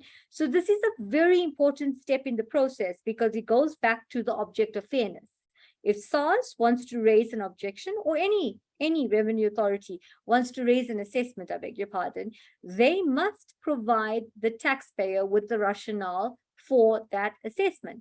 If I have disallowed your deductions, I need to say, well, in terms of Section 11A, read with Section 23G, which is our basically the introduction of income for the purposes of trade sections in South Africa, they need to lay it out. And if they do not lay it out, they are not affording a taxpayer the right to object, because they are not giving you the why behind the assessment. So that the debt suspension and the request for the assessment are two very preliminary points that you look at in your dispute resolution process. Now, we're going to move on from there. So if you wouldn't mind going to page 13, please. Oh, no, we've done that, page 14. I really do need to learn how to stick to my slides. My apologies. I do this every single day, so I have a tendency to just talk off the bat. So if I'm confusing anybody, stop me at any point in time. So an objection. Now, an objection is obviously governed by specific timeframes. The timeframes will obviously differ from jurisdiction to jurisdiction. With ours, it is an objection must be lodged within 30 days of receipt of your assessment. That is the ordinary course that you actually take. Now, when SARS receives the objection, SARS will have to look at the objection and the reasons provided in this objection to see whether or not the assessment that they have raised differs or can be negated by the reasons provided by the taxpayer. Now, what we have found in recent years in the South African Revenue Service is that we are getting more graduates into SARS. And I say this with a great deal of respect because I was one of those graduates who knew nothing about tax, and I learned everything from our revenue authorities. And they need to be provided with the correct training in order to understand how to raise assessments, how to follow your act, what you need to look at, etc. So now when SARS receives the objection, they can say, well, thank you, Mr. Taxpayer, you've provided us with your objection. However, for us to properly consider what you are saying in your objection, we need further information. And then SARS is entitled to send you a request for additional information. Now, although this can be a little bit of a tedious process, it's an integral step to the dispute process.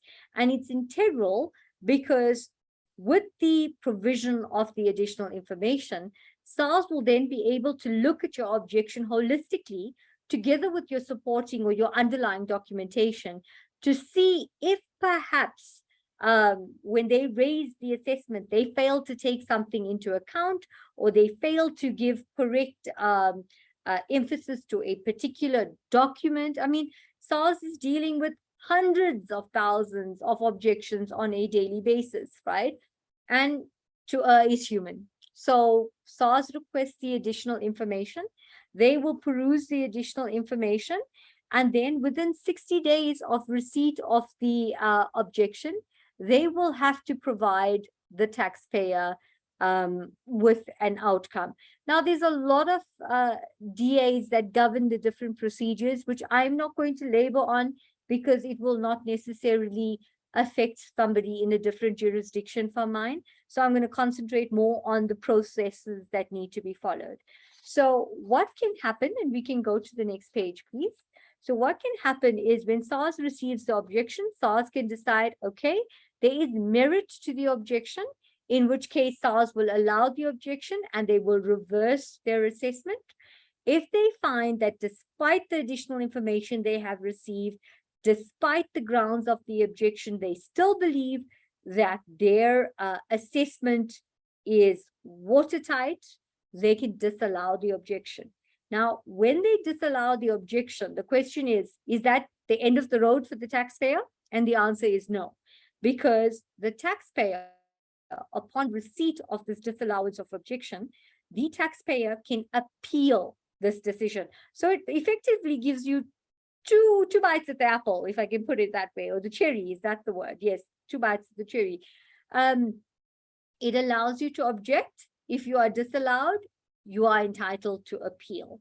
Now, the appeal, again, is very much along the same lines as your objection, but you are allowed to expand on the grounds of your objection. And the reason you expand is because when SARS comes back to you in the disallowance, you actually know where SARS is coming from. SARS will say, I have looked at the reasons that you have forwarded to us in your objection. It does not apply for X, Y, and Z, and this is the reasoning behind it. So SARS gives you their point of view, right? When SARS does that, in your appeal, you are entitled to expand on your grounds of objection in your appeal process. Now, what happens when SARS receives this? You can go to page 17. Are we on 17? Okay, you can go to page 18, please, Farida. So when SARS receives the appeal from a taxpayer, SARS will say, okay, have you agreed to the process known as an ADR? And just to refresh your mind, the ADR is that informal process where you get together and you discuss the merits of a matter with your legal representation. Some taxpayers choose to do it on their own. Obviously, that's a preference. So when SARS receives your ADR, your appeal, SARS will say, okay, taxpayer, you are entitled to come and meet with us. Let's discuss the matter. So at that particular forum, which is your ADR forum, SARS will decide whether or not they can do different things. They can concede. In other words, they can agree with the taxpayer, in which case they will revise your assessment within 21 days.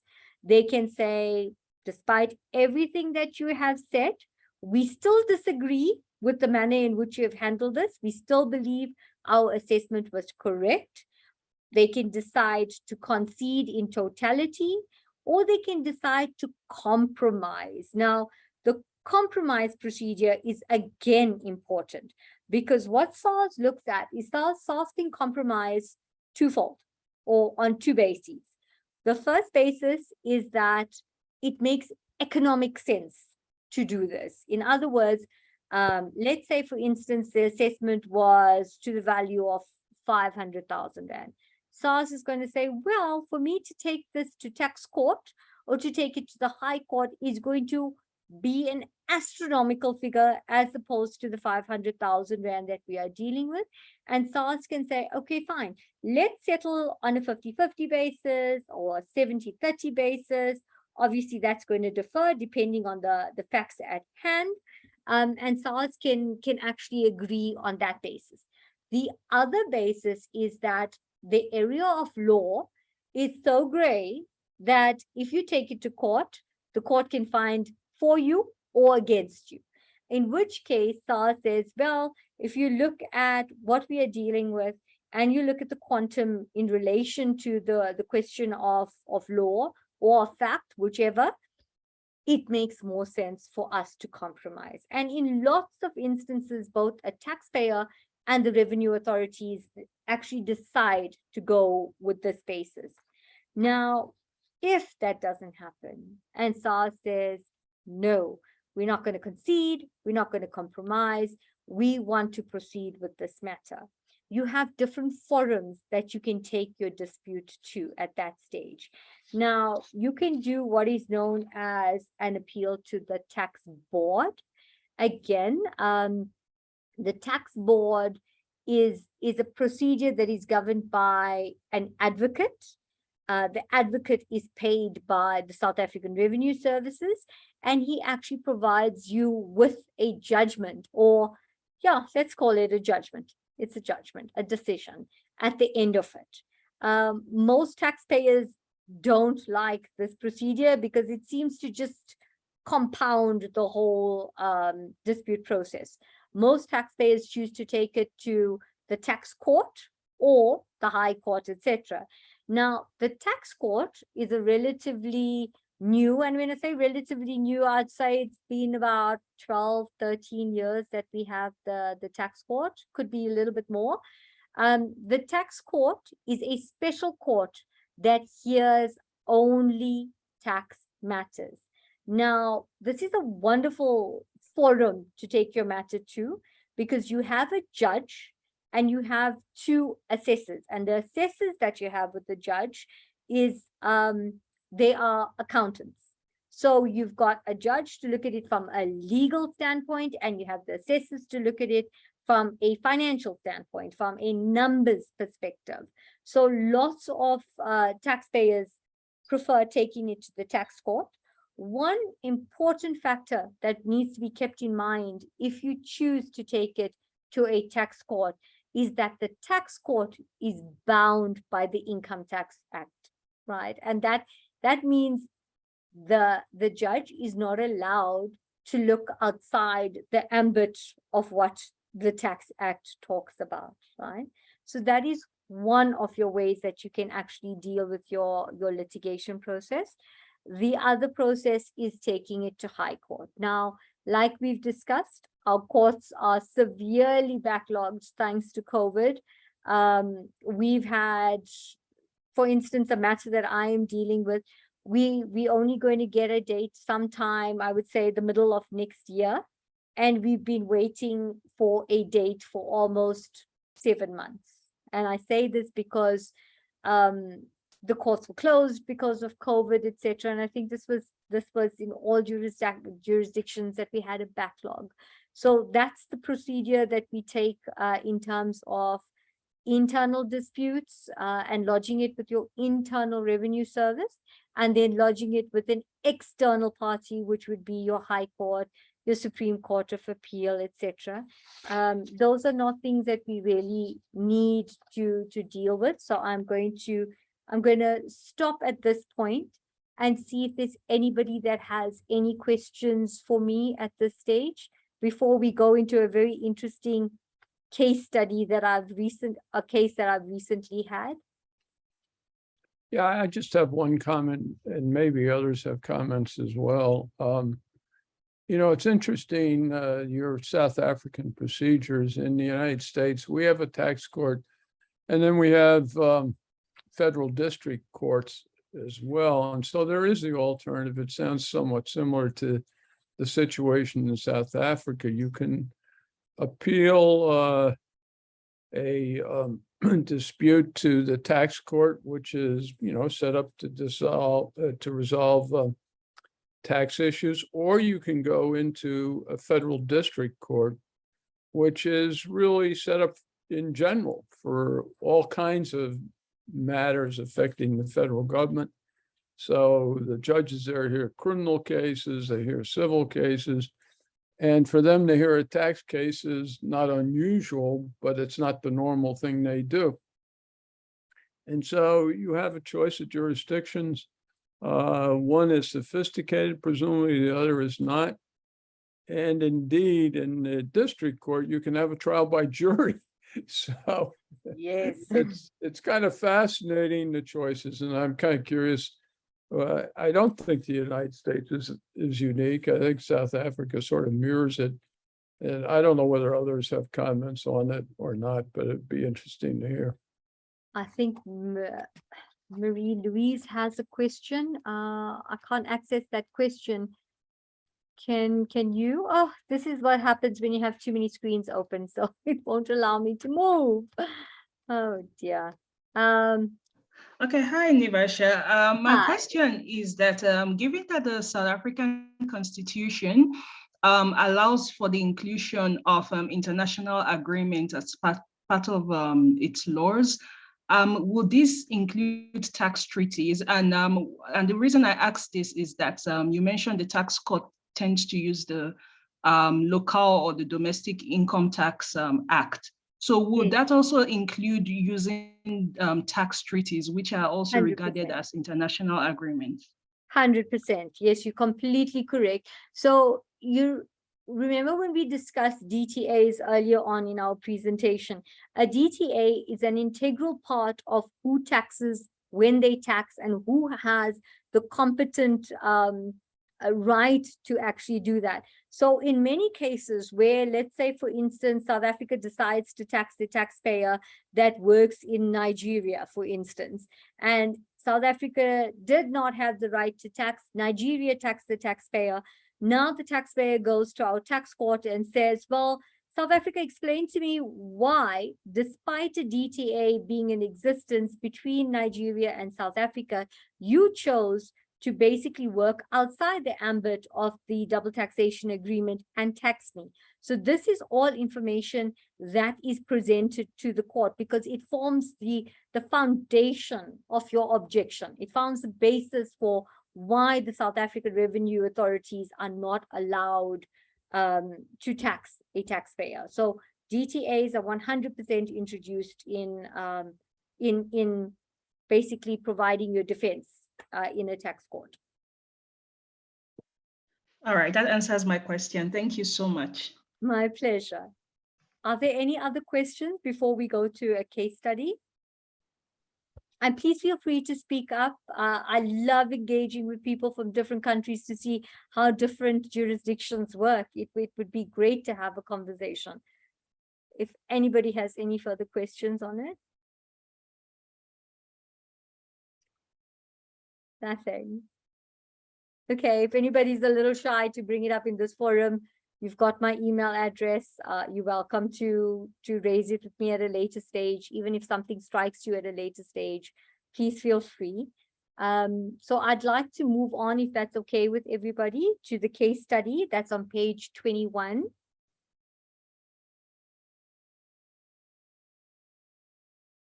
Thank you, Arita. So I'm going to literally read the facts to you because there's really no way for me to circumvent this. So X and Y entered into a joint venture to establish company Z. Z was a warehousing and logistics provider. X paid 25 million rand to acquire 50% of the shares in Z. Y owned the other 50%.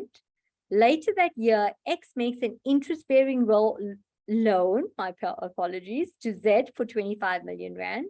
Now, down the line, there were financial difficulties, the economy plummeted, that specific operations went downhill for the whole of South Africa, and X decided to divest from Z, right?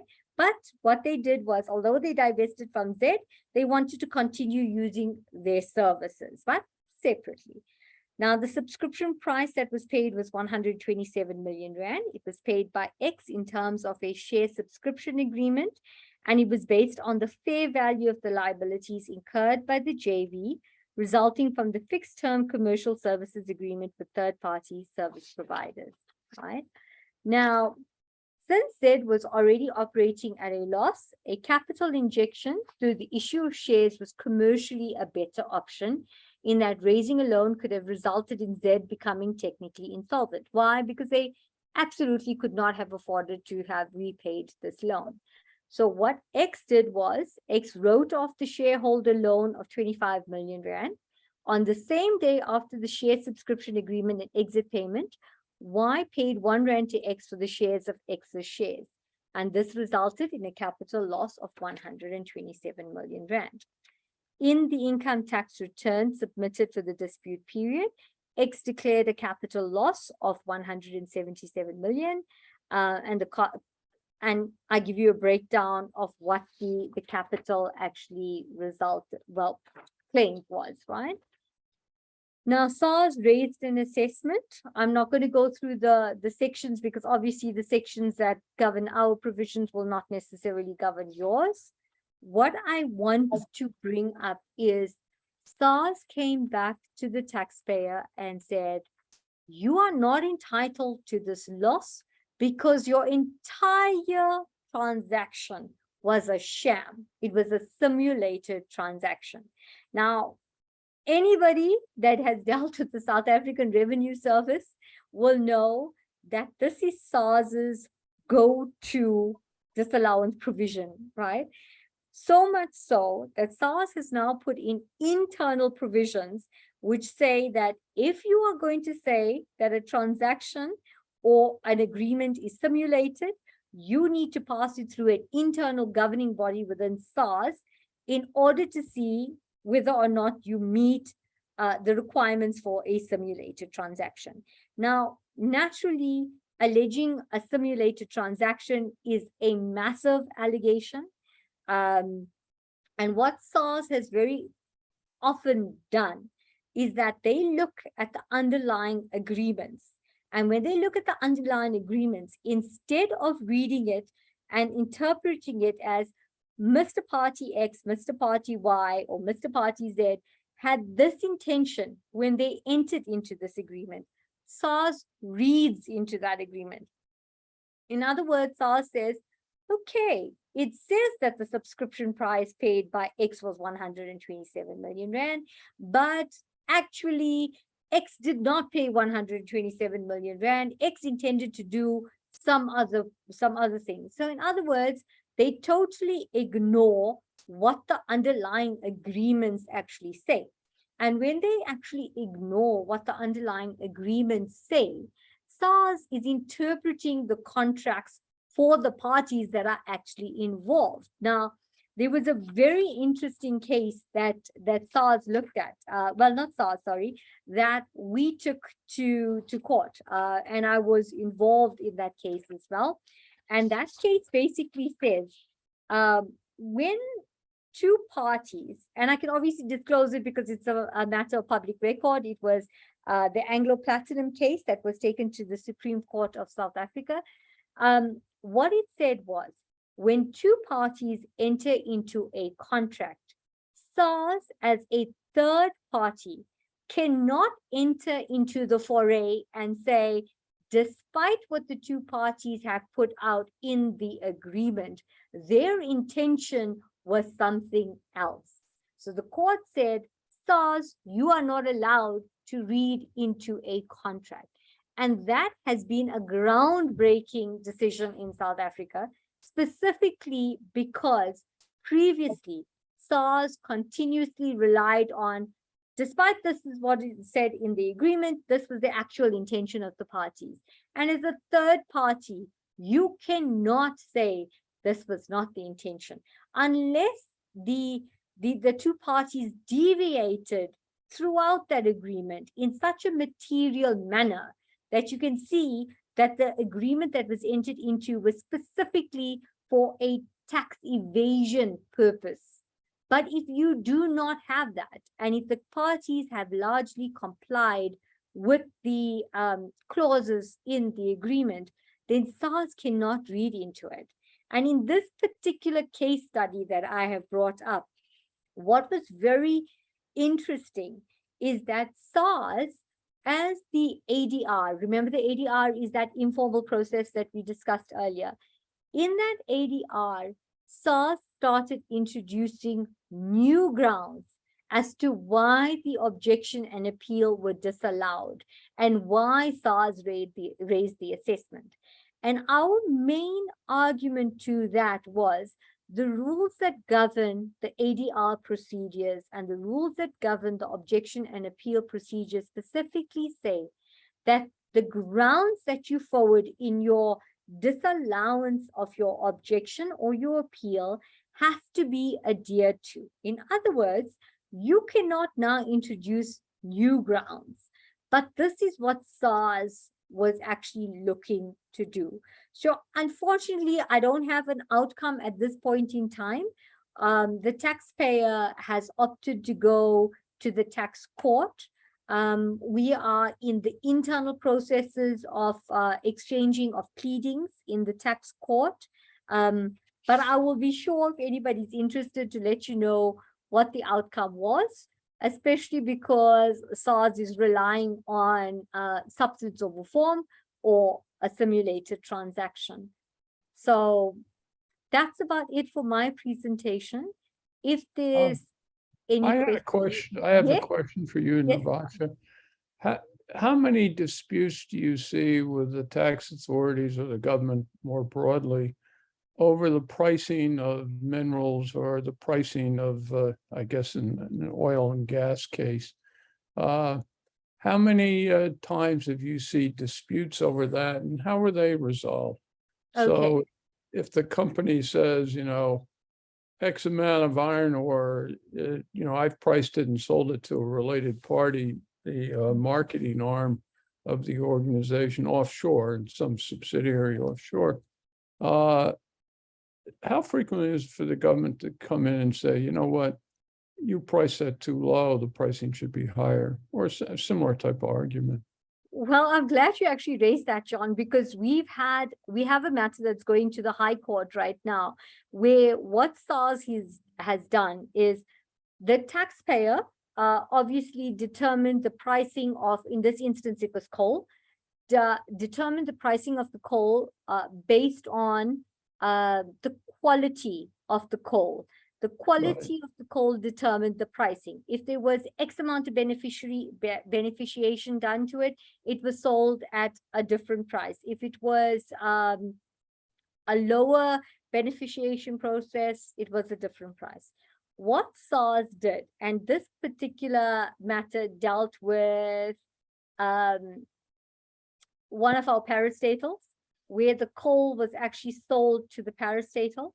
And SARS came back and said, well, we are very well aware of the type of the pricing that is negotiated between this parastatal and the mining companies. And we find that you have not adhered with this pricing. Now, firstly, that is ludicrous because the pricing is done on an arm's length transaction basis.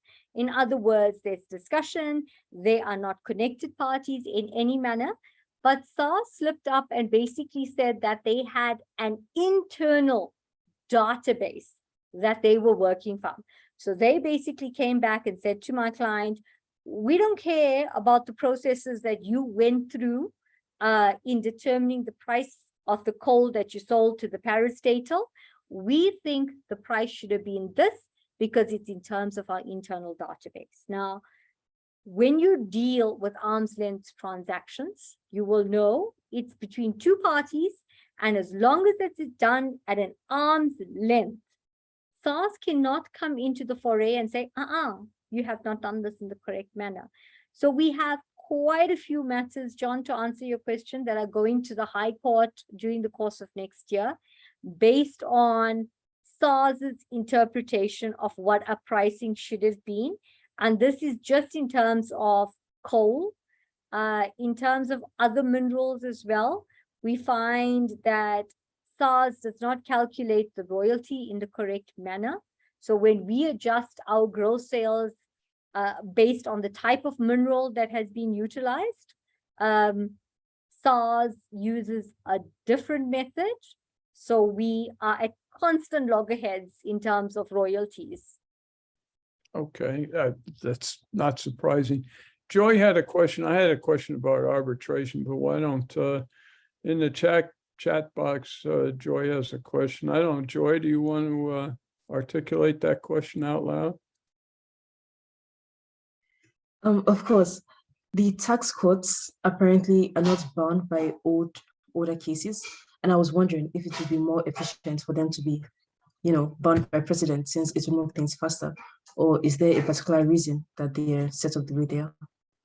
Okay, so they're not bound by it, but they are definitely influenced by previous judgments. And I can tell you that our courts, our tax courts, actually used previous judgments in determining the judgment that they actually have. So they're not bound by it, but it most certainly does have a swaying factor, and it is considered in the tax court. And it comes out in the judgments that the tax courts issue as well. Yeah, I don't want to get too far into this kind of jurisprudence, but there's an interesting question you see in a lot of places, including the US, where you have lower courts. You may even have multiple lower courts, depending on the size of the country and what have you. And the lower courts are not bound by precedent. Typically, it may be some judge someplace else in an equivalent court, but issues an opinion, and the judge in front of you says, I don't care what that judge said, I'm not bound by it. And so there's an interesting question. Typically in jurisprudence, the higher the court is, the more more participants are bound by the decision. I had a question about arbitration. We, before you joined us, we had a discussion that got into arbitration, and there's a whole arbitration procedure, ISDS arbitration. And I don't know whether you see a lot of that or not. I know smaller companies probably do not get involved in that. It's just too expensive to do so, but larger companies may have. So do you see a fair amount of the resort to arbitration under, some kind of contract provision that says you're entitled to arbitration? Well, that would be between two contracting parties, John, and not necessarily a taxpayer and the tax authorities. That's where we have our arbitration clauses. And I honestly don't deal with that type of disputes. We find it very often in our employment law section, where matters are referred to arbitration prior to going to the court. But from a tax sphere, we don't really see arbitration clauses because we very rarely deal with two contracting parties. We deal with the tax authorities and a taxpayer.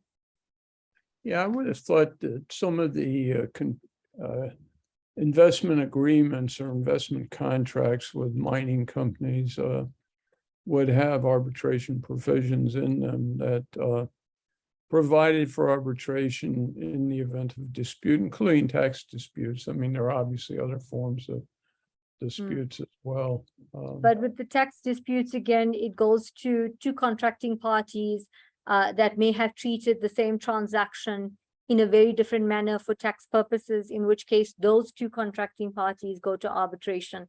But again, doesn't really deal with SARS. If I can put it into perspective for you, we have a matter right now with a large mining company where the mining company sold part of its mining operations to another mine. Our client treated the sale in a particular manner for tax purposes, and the purchaser treated the same transaction in a different manner for tax purposes. And it was dealing with, what was it? I think it was stock on hand, if I'm not mistaken. What SARS has done, and remember, SARS is privy to both parties' disclosures to them. SARS has opted to follow one of the parties, and they actually approached our client to say, well, the purchaser has done X, Y, and Z in terms of declaring this from a stock perspective. You have done the direct opposite. Why have you done that? Now, one of the things that the contracting parties could have and should have done at that point in time was to have a meeting of the minds. When that operation was sold, they could have had an agreement in terms of what does the tax legislation say and move into a whole arbitration in that respect. But there's no arbitration provisions for the tax authority with the taxpayer. It's just the contracting parties. Yeah. Okay, I wonder if SARS itself has been taken to arbitration by a mining company in the International Court of Arbitration in The Hague and places like that. I'm not sure about that one. Okay. Not to my knowledge. Not while I was at SARS or even after. Okay, let me open it up to anybody else that has a question about this session, or I guess for that matter, the earlier session that I helped lead. All right, let me talk. I don't see anything. If somebody has a thought come up in a few minutes, I'm going to talk a little bit about tomorrow, and then we'll end a little bit early today. So tomorrow we are getting into model agreements for extractive industry contracts, the contracts between governments and producers, mining companies, what have you, one sort or another. what's our kind of the ideal provisions, and Viola Taras from IGF, who was a real expert in this area, will lead that part of the discussion first in the morning. After that, we have I think 3, maybe 4 people from HSF, the big international law firm, joining us to talk about negotiating extractive industry contracts. And I think that will be fascinating to talk about it. And then finally, to conclude the course, we're going to have a panel discussion with Viola, the people from HSF, all of you, with a focus on these contract provisions, but I think we can open it up to everything else. And Michael Durst and I will feel free to engage as we see fit. Michael, did you have anything else you wanted to add about today's sessions or comment about tomorrow?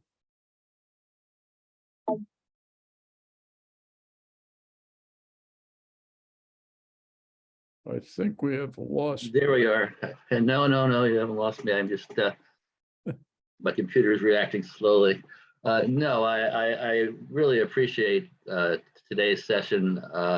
It deals with some very practical issues. And I think that the thing to remember is that the underlying questions that we're dealing with, primarily questions of valuation, are extremely subjective and very, very difficult to resolve on a principal basis.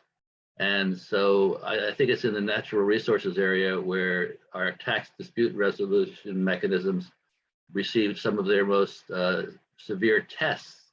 And it's an inherently difficult, inherently unsatisfactory area, and but it's the best we have. And these institutions are the best we have. They stumble along reasonably well, or at least well enough, and it's an indication of the fact that tax administration and tax representation, tax paying behavior are not easy. And this is today was a very good presentation on how in an institutional setting the system tries to address that. And so thank you. Yeah, I will say different countries, there's very similar patterns of dispute resolution, but that said, some people are very litigious and others are not so much so. And so it kind of varies depending on the jurisdiction in question. Narvasha, thank you very much for presentation. We greatly appreciated and enjoyed having you with us. Okay, tomorrow, I think the last session will be quite exciting. We have 4 or 5 very good speakers. And I think what we'll do in the last part of the session, open it up, not just to issues addressed in the earlier part of that session, but any issues that people have regarding any of the sessions for the full week. I know I've enjoyed it. I believe Michael has. It's been a great course, and we'd love to get a very active discussion to conclude things tomorrow. So if anybody has any final comment, please share it now. If not, we'll reconvene tomorrow. I don't see anything in the chat box or otherwise. So folks, thank you very much. And I look forward to being with you tomorrow. Bye-bye. Bye, everybody. Bye. Bye.